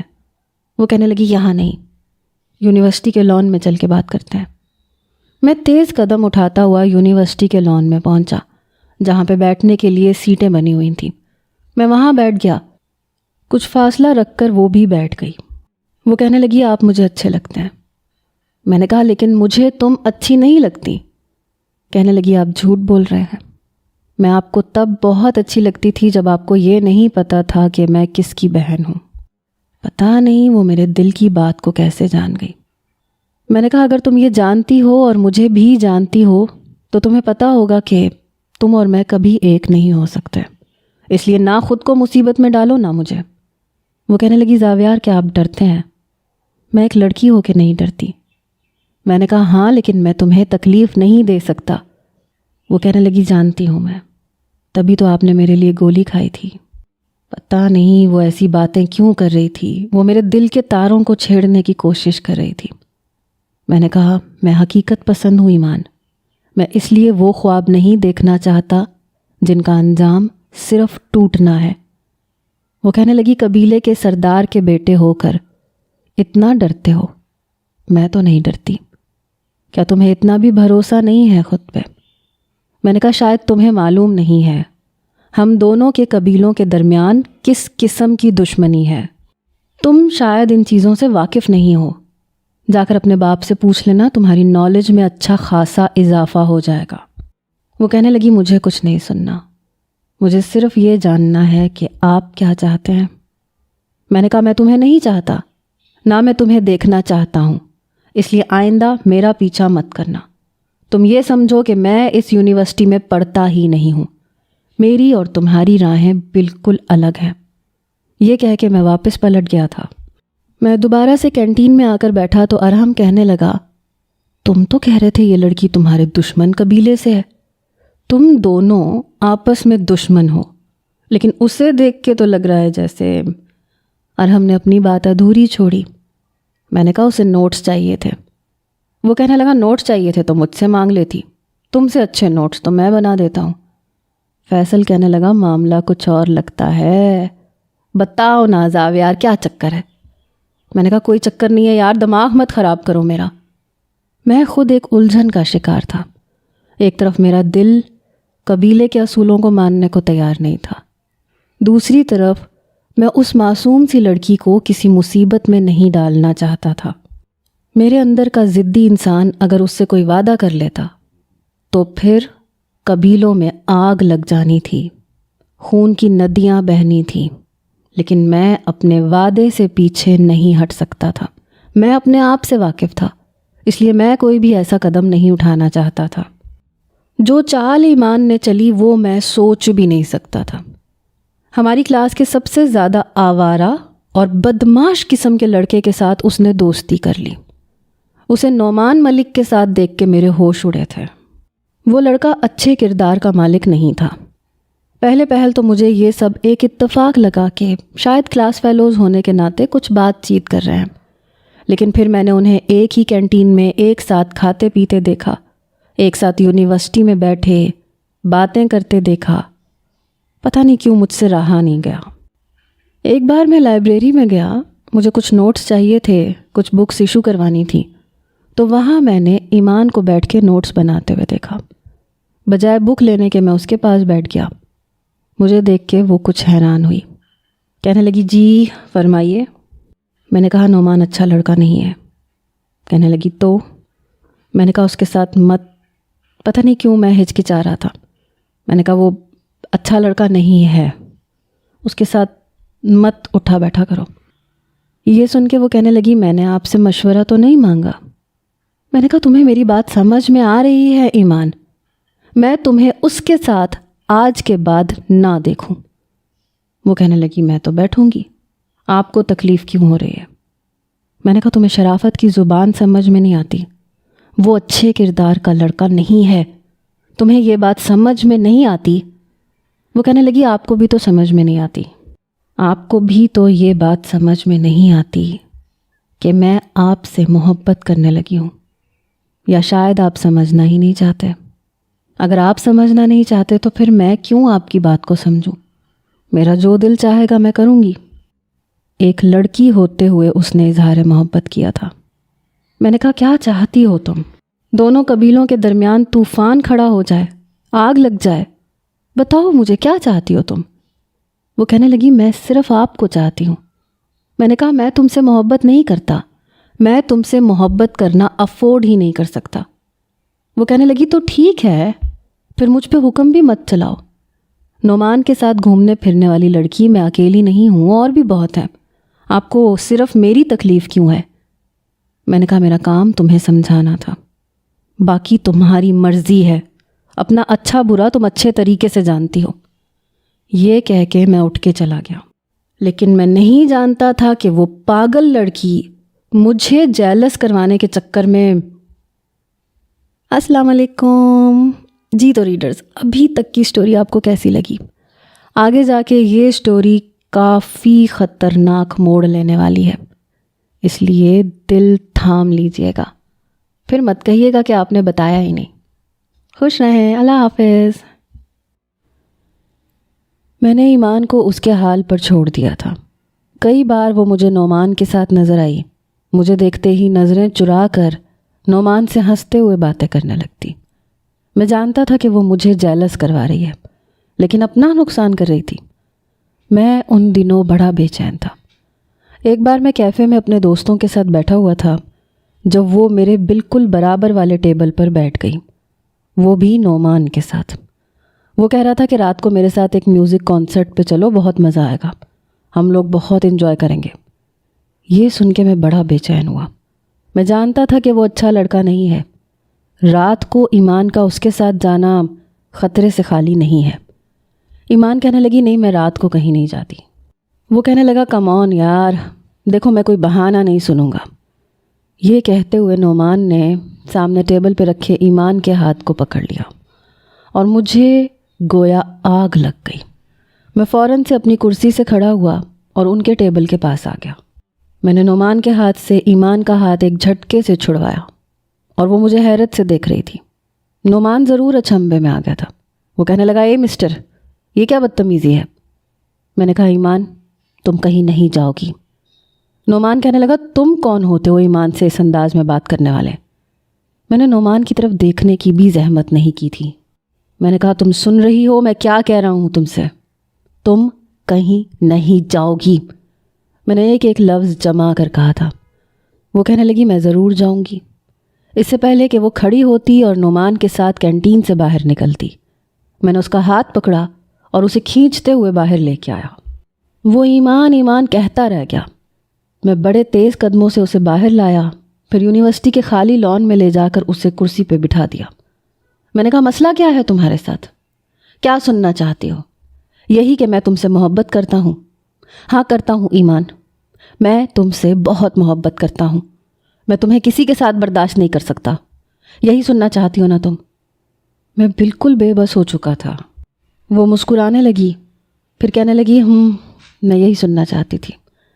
اس کے چہرے پہ ایک عجیب سی خوشی کی چمک تھی۔ جس راہ پہ میں چلنا نہیں چاہتا تھا ایمان نے مجھے اسی راستے پہ چلنے پہ مجبور کر دیا تھا۔ اب مجھے پرواہ نہیں تھی کہ قبیلوں کے بیچ کیا ہوگا، میری اور ایمان کی محبت کا انجام کیا ہوگا۔ بس ہم ایک دوسرے میں کھونے لگے۔ وقت بہت تیزی سے گزرنے لگا، ساتھ ساتھ ہمیں یہ ڈر بھی ہوتا تھا کہ کہیں ہمارے قبیلے والے ہمیں ایک دوسرے سے الگ نہ کر دیں۔ اس لیے آخری سیمسٹر میں پیپر سے پہلے ہم دونوں نے باہمی رضامندی سے کورٹ میرج کر لی تھی، لیکن یہ نکاح صرف نکاح تک محدود تھا۔ میں نے اپنا ایسا کوئی بھی حق ایمان پر نہیں جتایا تھا، کیونکہ میں اسے عزت سے اپنے گھر لانا چاہتا تھا۔ میں ایسا کچھ بھی نہیں کرنا چاہتا تھا جس سے ہم ایک دوسرے سے نظریں نہ ملا پاتے۔ اور نہ ہی ایمان ایسا چاہتی تھی، لیکن بہرحال ہم مطمئن تھے کیونکہ ہم ایک پاکیزہ رشتے میں بندھ چکے تھے۔ ہماری خواہش کے برعکس ہمیں کوئی جدا نہیں کر سکتا تھا۔ جس دن ہمیں آخری پیپر دینے کے بعد واپس جانا تھا تو ایمان بہت روئی۔ میرے کندھے پہ سر رکھ کر وہ پھوٹ پھوٹ کے رو رہی تھی۔ میں اسے چپ کرواتا رہا۔ کیا پاگل پن ہے ایمان، تم تو یوں رو رہی ہو جیسے پھر کبھی ہم نے ایک دوسرے کو دوبارہ دیکھنا نہیں ہے، ملنا نہیں ہے۔ کم آن یار، ایک بہت مضبوط رشتے میں ہم جڑ چکے ہیں، نہ تمہارا بھائی مجھے روک سکتا ہے نہ میرے گھر والے۔ تم یوں کمزور پڑو گی تو بہت مشکل ہو جائے گی۔ دیکھو، تمہیں مضبوط ہونا ہے، کمزور نہیں پڑنا۔ میں اسے بار بار سمجھا رہا تھا کیونکہ اکثر لڑکیاں ایسے موقع پہ گھر والوں کی باتوں میں آ کے کمزور پڑ جاتی ہیں اور فیصلے بدل لیتی ہیں۔ مجھے بس اسی بات کا ڈر تھا، لیکن ایمان اس بات میں سر ہلا رہی تھی۔ وہ کہہ رہی تھی کہ وہ میری خاطر اپنے گھر والوں سے لڑ پڑے گی۔ میں بھی کچھ مطمئن سا ہوا تھا۔ ہم لوگ واپس اپنے اپنے قبیلے میں جا چکے تھے، ایک دوسرے سے موبائل پہ ہی رابطہ کرتے تھے، لیکن لمبی لمبی باتیں نہیں ہو پاتی تھیں۔ ایمان جلدی فون بند کر دیتی تھی۔ میں اسے روز یہی کہتا تھا کہ تم اپنے گھر والوں سے بات کرو تاکہ میں رشتہ لے کے آؤں۔ وہ مجھ سے کہتی تھی کہ کیا تم نے بات کر لی؟ میں نے کہا مجھے کیا بات کرنی ہے، میں صرف شہباز لالا سے کہوں گا کہ میرے ساتھ چلیں، وہ تیار ہو جائیں گے۔ ویسے بھی میرے والدین حیات نہیں تھے، شہباز لالا ہی تھے۔ لیکن 6 مہینے گزر گئے، ایمان ٹال مٹول کر رہی تھی۔ ایک بار رات کو روتے ہوئے اس کا فون آیا۔ وہ کہنے لگی کہ میں نے بات کی ہے، ایک طوفان سا کھڑا ہو گیا ہے۔ میرے والد کہہ رہے ہیں کہ وہ اس نکاح کو نہیں مانتے، اس نکاح کی کوئی اہمیت نہیں ہے۔ زاویار وہ میرا نکاح کرنا چاہتے ہیں کسی اور کے ساتھ۔ میں نے کہا نکاح پہ نکاح نہیں ہوتا۔ وہ کہنے لگی لیکن میرا باپ نہیں مان رہا، وہ کہتے ہیں کہ یہ نکاح نکاح ہے ہی نہیں، دشمن قبیلے کے لڑکے سے تمہارا نکاح ہو ہی نہیں سکتا۔ جس نکاح کو تم نکاح کہہ رہی ہو میں اسے نہیں مانتا، ان کے قریب ہمارے رشتے کی کوئی اہمیت نہیں ہے۔ وہ زبردستی مجھے ایک گناہ کے حوالے کر دیں گے، میرا نکاح بھی کر دیں گے اور رخصتی بھی۔ خدا کے لیے کچھ کرو۔ میں نے فون بند کیا۔ جیسے ہی صبح ناشتے پر شہباز لالا اور بھابھی بیٹھے، میں نے وہیں بات شروع کی۔ شہباز لالا کے تو چہرے کی رنگت سرخ ہو گئی۔ وہ کہنے لگے زاویار تمہارا دماغ تو خراب نہیں ہے، تم چاہتے ہو کہ ہم دشمن قبیلے کے سامنے جھک کر ان کی بیٹی کا رشتہ مانگیں؟ سوال ہی پیدا نہیں ہوتا۔ بھول جاؤ اس لڑکی کو، اور یہ بھی بھول جاؤ کہ تمہاری شادی اس سے ہوگی۔ میں نے کہا لالا میں شادی کا فیصلہ کر چکا ہوں، میرا نکاح اس سے ہو چکا ہے، وہ میری بیوی ہے، میری عزت ہے۔ آپ نہیں جائیں گے تو کوئی بات نہیں، میں اکیلا چلا جاؤں گا۔ میرا یہ کہنا تھا جب شہباز لالا نے بڑے غصے سے مجھ سے کہا تم جاؤ گے اور وہ شہروز کا بچہ تمہیں زندہ چھوڑ دے گا، جان سے مار ڈالے گا وہ تمہیں۔ میں نے کہا اتنی ہمت نہیں ہے، اور میں نے بھی ہاتھوں میں چوڑیاں نہیں پہن رکھی ہیں، آپ بس یہ بتائیں کہ آپ میرے ساتھ جائیں گے یا نہیں۔ وہ کہنے لگے نہیں، میں تمہاری اس قسم کی حماقت میں تمہارا کوئی ساتھ نہیں دوں گا۔ میں نے کہا ٹھیک ہے، آپ کی مرضی ہے۔ میں تیار ہوا، اپنے ملازمین سے کہا کہ مٹھائی کے ٹوکرے تیار کرواؤ۔ شہباز بھائی مجھے کینہ توز نظروں سے دیکھ رہے تھے۔ اپنی پوری شان و شوکت کے ساتھ میں دشمن قبیلے کی طرف رشتہ لے کے جا رہا تھا۔ ایمان سے کہہ چکا تھا کہ اب امتحان کی گھڑی آ چکی ہے، میرا ساتھ دینا۔ جیسے ہی میں قبیلے کے اندر داخل ہوا، وہاں کے پہرے داروں نے مجھے وہیں پر روک لیا۔ میں نے کہا دیکھو میں یہاں خون خرابہ نہیں چاہتا۔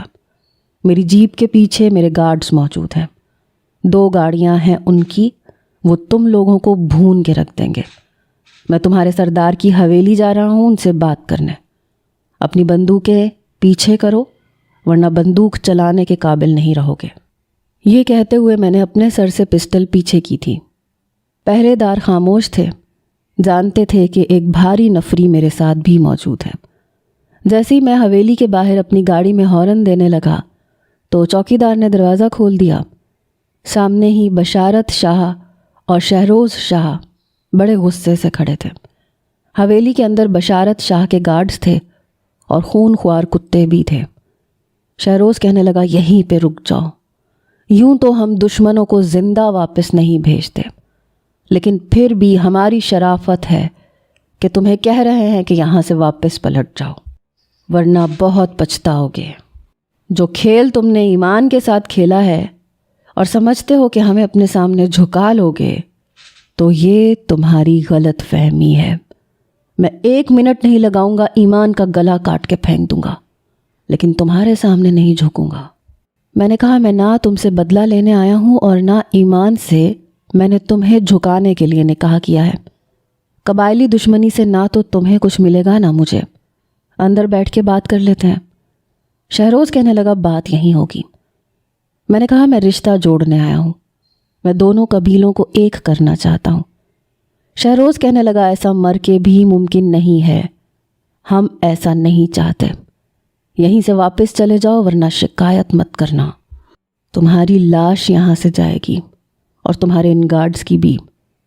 بشارت شاہ کہنے لگا میں اپنی بیٹی کو کنویں میں پھینکنا پسند کروں گا، تمہارے ساتھ رخصت کرنا کبھی بھی نہیں۔ میں نے کہا آپ ایمان کو بلوائیں۔ وہ کہنے لگے کبھی بھی وہ یہاں نہیں آئے گی۔ میں نے کہا قانونی طور پر وہ میری بیوی ہے، اگر آپ لوگوں نے شرافت سے اسے میرے ساتھ رخصت نہیں کیا تو میں قانون سے مدد لوں گا۔ کل کو یہاں میرے ساتھ پولیس آئے گی، آپ کسی بھی صورت نہ تو ایمان کا نکاح کسی اور سے کر سکتے ہیں اور نہ اسے میرے ساتھ رخصت کرنے سے منع کر سکتے ہیں۔ اس کا ایک بیان کافی ہے، آپ اسے روک نہیں سکتے۔ بشارت شاہ بڑے غصے میں تھا، وہ کہنے لگا لڑکے دفع ہو جاؤ یہاں سے۔ میں نے کہا اچھا ٹھیک ہے، کیسے مانیں گے آپ؟ میں مفاہمت چاہتا ہوں، جھگڑا نہیں چاہتا۔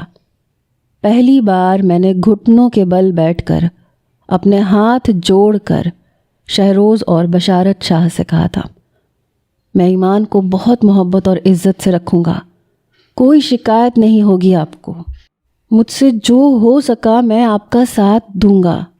دیکھیں میں لڑنا نہیں چاہتا، میں صلح چاہتا ہوں۔ شہروز کہنے لگا میں 10 تک گنوں گا، تم نہیں گئے تو بہت مار کھاؤ گے۔ میں نے کہا میں تب تک نہیں جاؤں گا جب تک آپ لوگ مان نہیں جاتے۔ بشارت شاہ نے اپنے گارڈز کو اشارہ کیا، ان سب نے میرے گارڈز پر بندوقیں تان لیں۔ ایک گارڈ میرے پاس میری تلاشی لینے لگا، لیکن میرے پاس کوئی پسٹل موجود نہیں تھی۔ میں پہلی بار دشمن قبیلے میں بنا اسلحے کے گیا تھا۔ شہروز کہنے لگا جاؤ یہاں سے، میں آخری بار کہہ رہا ہوں۔ میں نے کہا میں ایمان کو لیے بنا نہیں جاؤں گا۔ شہروز نے میرے منہ پہ مکہ مارا۔ پہلی بار میں نے جوابی کارروائی نہیں کی، حالانکہ میں اس کا منہ توڑنا جانتا تھا، لیکن میں نے اس کا مکہ کھا لیا۔ شہروز نے مجھے بہت مارا، میں نے ایک بار بھی جوابی کارروائی نہیں کی، بس چپ چاپ مار کھاتا رہا۔ میں ایمان کو پکارنے لگا، لیکن وہ نہیں آئی، شاید اس پر بھی کوئی پابندی لگا رکھی تھی، وہ باہر نہیں آئی تھی۔ میرے منہ سے ناک سے خون بہنے لگا، مگر نہ شہروز کا دل نرم ہوا نہ بشارت شاہ کا۔ جیسے ہی شہروز نے مجھ پر پسٹل تانی، میں نے اسے پیچھے دھکا دیا۔ میں نے کہا تم لوگوں کو اگر شرافت کی زبان سمجھ میں نہیں آتی تو ٹھیک ہے، کل میں پولیس کے ساتھ آؤں گا اور سب کے سامنے اپنی بیوی کو لے کے جاؤں گا، میں دیکھتا ہوں مجھے کون روکتا ہے۔ شہروز کے گرنے سے اس کی پسٹل نیچے گر چکی تھی۔ میں نے وہ پسٹل اٹھائی اور شہروز کے سر پہ تان دی۔ یہ دیکھ کر بشارت شاہ کا بھی رنگ اڑا تھا۔ میں نے کہا اپنے گارڈ سے کہو کہ میرے گارڈ سے بندوق کے پیچھے کر لیں، ورنہ مجھے اپنی انگلی کو حرکت دینے میں زیادہ وقت نہیں لگے گا۔ میرے گارڈ سے بندوقیں ہٹا لی گئیں۔ میں نے اپنے گارڈز کو جیپوں میں بیٹھنے کا اشارہ کیا اور ملازمین سے کہا کہ مٹھائی کے ٹوکرے اس کے بنگلے کے لان میں رکھ دو۔ انہوں نے مٹھائی لان میں رکھ دی، سب گاڑی میں بیٹھ چکے تھے۔ میں نے آواز بلند کہا ایمان میں کل تمہیں لینے آؤں گا، تیار رہنا۔ یہ کہہ کر میں شہروز پر پسٹل تانے اسے باہر تک لے کے آیا، پھر اپنی گاڑی میں بیٹھ کر اسے پیچھے دھکا دیا اور گاڑی چلا دی۔ پہرے داروں میں سے جس نے بھی روکنے کی کوشش کی میں نے انہیں گولی مار دی۔ انہیں شرافت کی زبان سمجھ نہیں آ رہی تھی تو میں کیا کر سکتا تھا۔ جب میں گھر آیا تو میرا زخمی چہرہ دیکھ کر شہباز لالا کہنے لگے دیکھ لیا تم نے دشمن کی بیٹی سے محبت کرنے کا انجام۔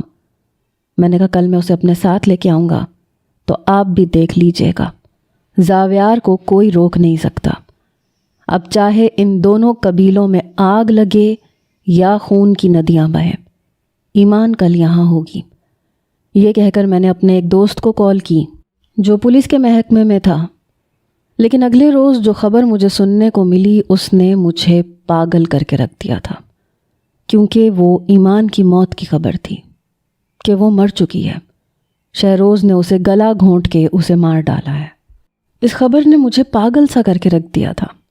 میں بشارت شاہ کی حویلی میں پہنچ گیا۔ میرے لوگوں نے پوری حویلی پہ ہلہ بول دیا۔ ہم نے پوری حویلی دیکھ لی مگر ایمان کہیں نہیں تھی۔ حویلی کی پچھلی جانب اس کی قبر دیکھ کر مجھ پہ جنون سا سوار ہو گیا۔ اپنے ہاتھوں سے میں نے بشارت شاہ کا قتل کیا تھا، مار ڈالا تھا اسے۔ شہروز کی دونوں ٹانگوں پہ گولیاں چلا کے میں نے اسے معذور کر دیا تھا۔ نہ میں نے کسی قانون کو دیکھا نہ پنچایت کو، مجھ پہ خون سوار تھا۔ میں جانتا تھا کہ بشارت شاہ نے اپنی دشمنی میں میری ایمان کو مار ڈالا، پھر میں اسے کیسے چھوڑ سکتا تھا؟ دشمن قبیلے کی ہر گلی سنسان ہو چکی تھی، سب اپنے گھروں میں مقید ہو چکے تھے۔ میں چلا چلا کے رو رہا تھا۔ میرے گارڈز مجھے بڑی مشکل سے واپس حویلی لائے۔ میں چند دن بے ہوشی کی کیفیت میں رہا۔ میرے لیے یہ چھوٹا صدمہ نہیں تھا، 2 سال لگے تھے مجھے سنبھلنے میں۔ میرے جنون کی نظر بشارت اور شہروز ہو چکے تھے۔ وقت گزرنے لگا، میرے اندر وہی قبائلی دشمنی مزید بڑھنے لگی۔ میں سیاست میں چلا گیا، الیکشن میں بھی کھڑا ہوا، جیت بھی گیا۔ دشمن قبیلہ کمزور پڑتا چلا گیا۔ 7 سال بیت گئے اور اب وہ دشمن جاں واپس آئی تھی، مگر وہ میری دشمن بن کر میرے صبر کو آزما رہی تھی۔ ایمان چھوڑوں گا نہیں میں تمہیں۔ میں بے حد غصے میں تھا۔ چند دنوں بعد مجھے ایک کام سے شہر جانا پڑا۔ وہاں میں نے ایمان کو ایک ریسٹورنٹ میں جاتے دیکھا۔ قبیلے میں تو میں اس سے اکیلے میں بات نہیں کر سکتا تھا، مگر یہاں کر سکتا تھا، اس لیے میں اسی ریسٹورنٹ میں آ گیا۔ وہ کسی سیاسی پارٹی کے ممبر سے بات کر رہی تھی۔ جب میں اس کے سامنے جا کے کھڑا ہو گیا، مجھے دیکھ کے اس نے نفرت سے اپنا رخ بدلا تھا۔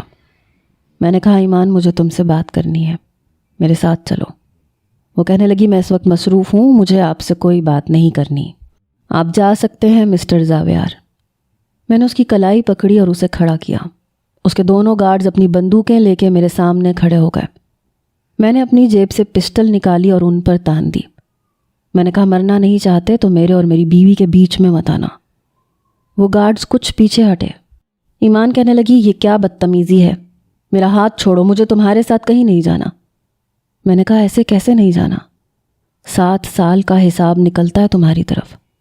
تم نے کیسے سوچ لیا کہ زاویار تم سے اپنا حساب بے باک نہیں کرے گا؟ میں اسے کھینچتے ہوئے ریسٹورنٹ سے باہر لایا تھا۔ وہ اپنا ہاتھ چھڑوا رہی تھی، کہہ رہی تھی، زاویار تم بہت پچھتاؤ گے، مجھے چھوڑو۔ میں نے کہا، دیکھا جائے گا جو ہوگا۔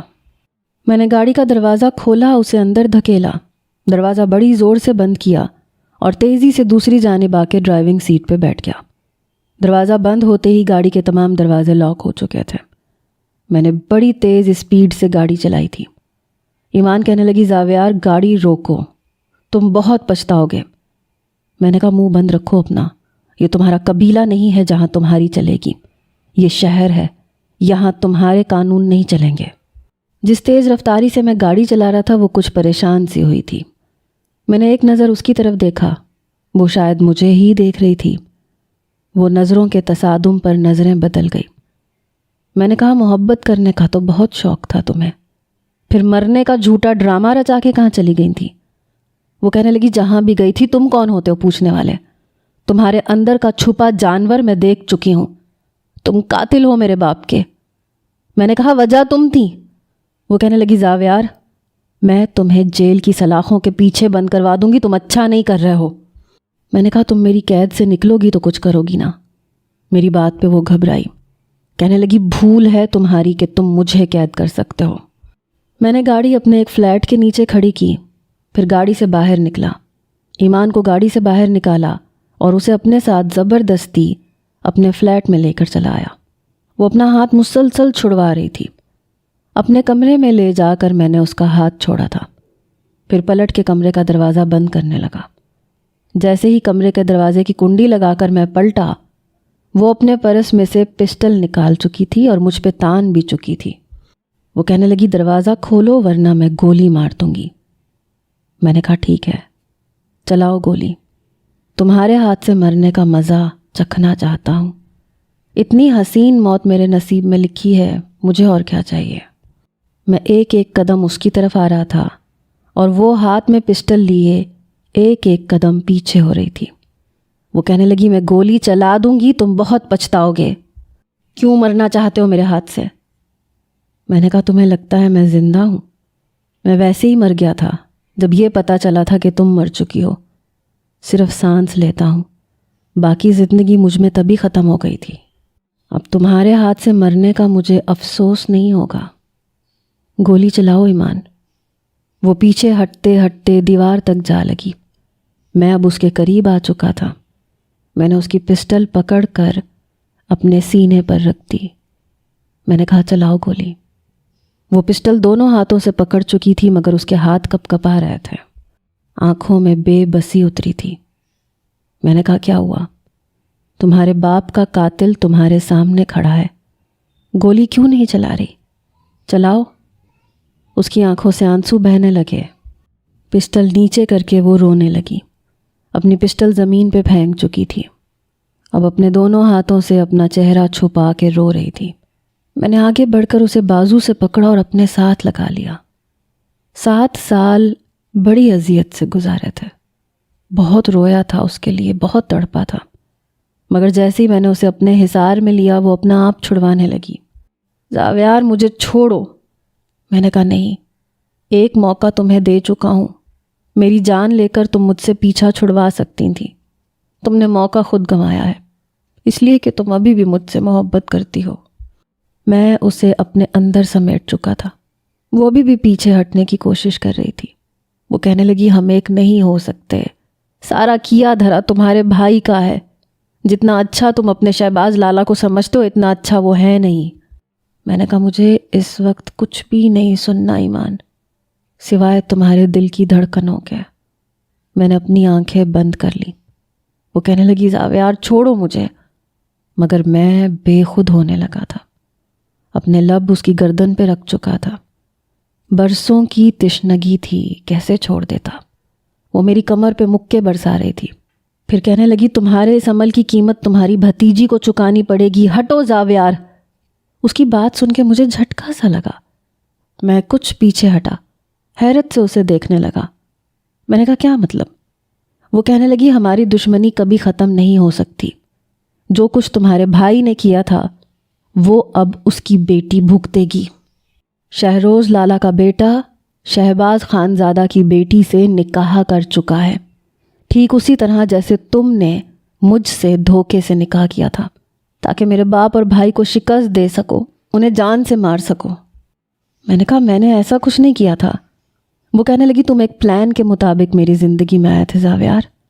اس رات میری بس کو روکنے والے تمہارے بھائی کے بھیجے ہوئے لوگ تھے، وہی مجھے برباد کرنا چاہتے تھے۔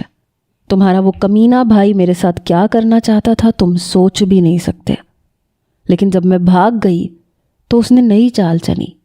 اس نے تمہیں ہیرو بنا کے بھیج دیا اور میں بیوقوف بن کے تم سے محبت کر بیٹھی۔ تمہاری خاطر میں نے اپنے باپ سے، اپنے بھائی سے بغاوت تک کر لی، مگر شہباز نے ساری حقیقت بتا دی کہ وہ میرے باپ کو جھکانا چاہتا تھا، اس لیے اس نے تمہیں مجھ سے محبت کا ناٹک کرنے کے لیے کہا تھا، اور اب وہ رخصتی کروا کے ہمیشہ مجھے اپنی حویلی میں قید کر کے رکھے گا، میرے باپ اور بھائی کو اپنے سامنے جھکائے گا۔ شہروز بھائی نے مجھ سے کہا تھا کہ اگر میں تمہاری محبت کو آزمانا چاہتی ہوں تو یہ جھوٹی خبر پھیلنے دوں۔ میں نے ان کی بات مان لی، اور تم نے میری آڑ میں حویلی میں قیامت برپا کر دی۔ میرے باپ کو تم نے نہیں، تمہارے پیچھے کھڑے شہباز نے گولی مار کے مارا تھا۔ شہروز بھائی کو تم نے زخمی کر دیا، اور اس کے بعد اپنے قبیلے میں جشن منایا کہ تم لوگ جیت گئے۔ یہ سوگ منایا تھا تم نے زاویار، ایسی محبت کے دعوے دار تھے تم۔ میرے لیے یہ بات حیران کن تھی کہ بشارت شاہ کو شہباز بھائی نے مارا تھا۔ شاید وہ ٹھیک کہہ رہی تھی، میرے دیوانے پن کا فائدہ شہباز بھائی نے اٹھایا تھا، کیونکہ شہروز کے بعد وہ ہی الیکشن جیتے تھے۔ جشن بھی انہوں نے منایا تھا کیونکہ میں تو کمرے میں بند رہنے لگا تھا۔ وہ کہنے لگی تم دونوں بھائیوں نے ہمیں شکست دینے کے لیے چال چلی تھی۔ میں نے کہا میں نے کوئی چال نہیں چلی، ہو سکتا ہے شہباز بھائی نے چلی ہو۔ تمہاری موت کا سن کے میں پاگل ہو گیا تھا، خود کو کمرے میں بند کر لیا تھا، ہر چیز سے بیگانہ ہو چکا تھا۔ میں نہیں جانتا شہباز بھائی نے کیا کیا یا انہوں نے مجھے کس طرح سے استعمال کیا۔ میں نے کہا یوں تو تمہیں تمہارے بھائی نے بھی استعمال کیا، تمہاری موت کی خبر پھیلا کے۔ میں نے عزت سے رشتہ مانگا تھا۔ وہ کہنے لگی اس سے پہلے تمہارے بھائی نے کہا تھا کہ تم نے مجھ سے نکاح اس لیے کیا تاکہ ہمیں شکست دے سکو۔ میں نے کہا میری بات پہ بھروسہ نہیں تھا تمہیں؟ تمہارا باپ تمہارا بھائی مجھ سے بات نہیں کر سکتے تھے؟ مجھ سے کہتے، میں خود شہباز بھائی سے لڑ لیتا، لیکن ان کے اندر دشمنی کا جنون تھا۔ انہوں نے مجھے بہت مارا تھا اور میں نے تمہاری خاطر مار بھی کھائی تھی، تمہاری محبت کی خاطر۔ اور تمہارے بھائی نے تمہیں جو کہا تم نے یقین کر لیا۔ میں نے تو یقین نہیں کیا۔ وہ کہنے لگی شہروز بھائی کے بیٹے نے شہباز کی بیٹی سے وہی محبت کا ناٹک کھیلا ہے اور وہ اس سے نکاح کر چکا ہے تاکہ اپنے باپ کا بدلہ تم لوگوں سے لے سکے۔ میں نے کہا بھاڑ میں جائے شہروز، بھاڑ میں جائے شہباز لالا۔ ان دونوں نے جو ایک دوسرے کے ساتھ کیا ان کی دشمنی ان کے بچے نبھاتے رہے۔ بھاڑ میں جائے وہ قبیلہ اور ان کی صدیوں سے چلتی آنے والی دشمنی۔ میں سب پہ لعنت بھیجتا ہوں۔ مجھے واپس گاؤں جانا ہی نہیں ہے۔ مجھے نہ حویلی چاہیے، نہ قبیلہ، نہ سرداری۔ مجھے میری محبت چاہیے۔ 7 سال میں نے بہت تکلیف میں گزارے ہیں ایمان۔ نہ تم اس قبائلی دشمنی کو ختم کر سکتی ہو اور نہ میں، اور نہ ہمارا خون اتنا سستا ہے کہ ہم اس دشمنی پہ بہا دیں، اور نہ یہ زندگی دوبارہ ملے گی۔ پھر کیوں ہم لوگ اس دشمنی کی خاطر خود کو اذیت دے رہے ہیں؟ تم اپنی جگہ، میں اپنی جگہ۔ وہ میری آنکھوں میں دیکھ رہی تھی۔ میں نے کہا تمہیں مجھ سے محبت ہے اس لیے مجھ پہ گولی نہیں چلا سکی، محبت ہے اس لیے میں نے تمہارے لیے گولی کھائی۔ تم میرے لیے اہم ہو، میں تمہارے لیے ہوں۔ ہم کیوں اپنی زندگی کو برباد کریں؟ میں اور تم اس ماحول سے دور چلے جاتے ہیں، نئی دنیا بساتے ہیں۔ نہ مجھے سیاست سے دلچسپی ہے، نہ قبیلے کی سرداری سے، اور مجھے یقین ہے کہ تمہیں بھی یہ سب کچھ نہیں چاہیے۔ مرنے دو ان قبائلی دشمنوں کو، ہماری جان اتنی سستی نہیں ہے۔ یہ کہتے ہوئے میں اس کے قریب آ چکا تھا اور اسے اپنے قریب کر چکا تھا۔ اس بار اس نے مجھ سے پیچھا نہیں چھڑوایا تھا۔ شاید میری بات اس کی سمجھ میں آ گئی تھی۔ وہ رات میرے لیے ایک حسین خواب تھی۔ اگلے روز ہم لوگ دبئی جا چکے تھے، ہمیشہ کے لیے، اپنے ان قبیلوں اور ان قبائلی دشمنیوں کو چھوڑ کر جن کا حاصل وصول کچھ بھی نہیں تھا۔ نہ میں نے کبھی پلٹ کر شہباز لالا کو فون کیا اور یہ پوچھا کہ وہ زندہ ہیں یا مر گئے، یا شہروز کے بیٹے نے ان کی بیٹی کے ساتھ کیا کیا۔ جو بوتا ہے انسان وہی کاٹتا بھی ہے۔ ہم دونوں نے مل کر صرف محبت کو بویا تھا، اسی لیے میں اور ایمان اپنی زندگی میں خوش ہیں۔ ہمارے بچوں کو یہ نہیں معلوم کہ قبائل کیا ہوتا ہے، قبائلی دشمنی کیا ہوتی ہے، کیونکہ ہم نے ان کی پرورش محبت سے کی ہے۔ آج بھی مجھے ایمان اتنی ہی خوبصورت لگتی ہے جتنی پہلی بار دربار کی سیڑھیوں پر لگی تھی، اور میں اکثر یہ گانا گنگناتا ہوں، میرے رشک کمر تو نے پہلی نظر، جب نظر سے ملائی مزہ آ گیا۔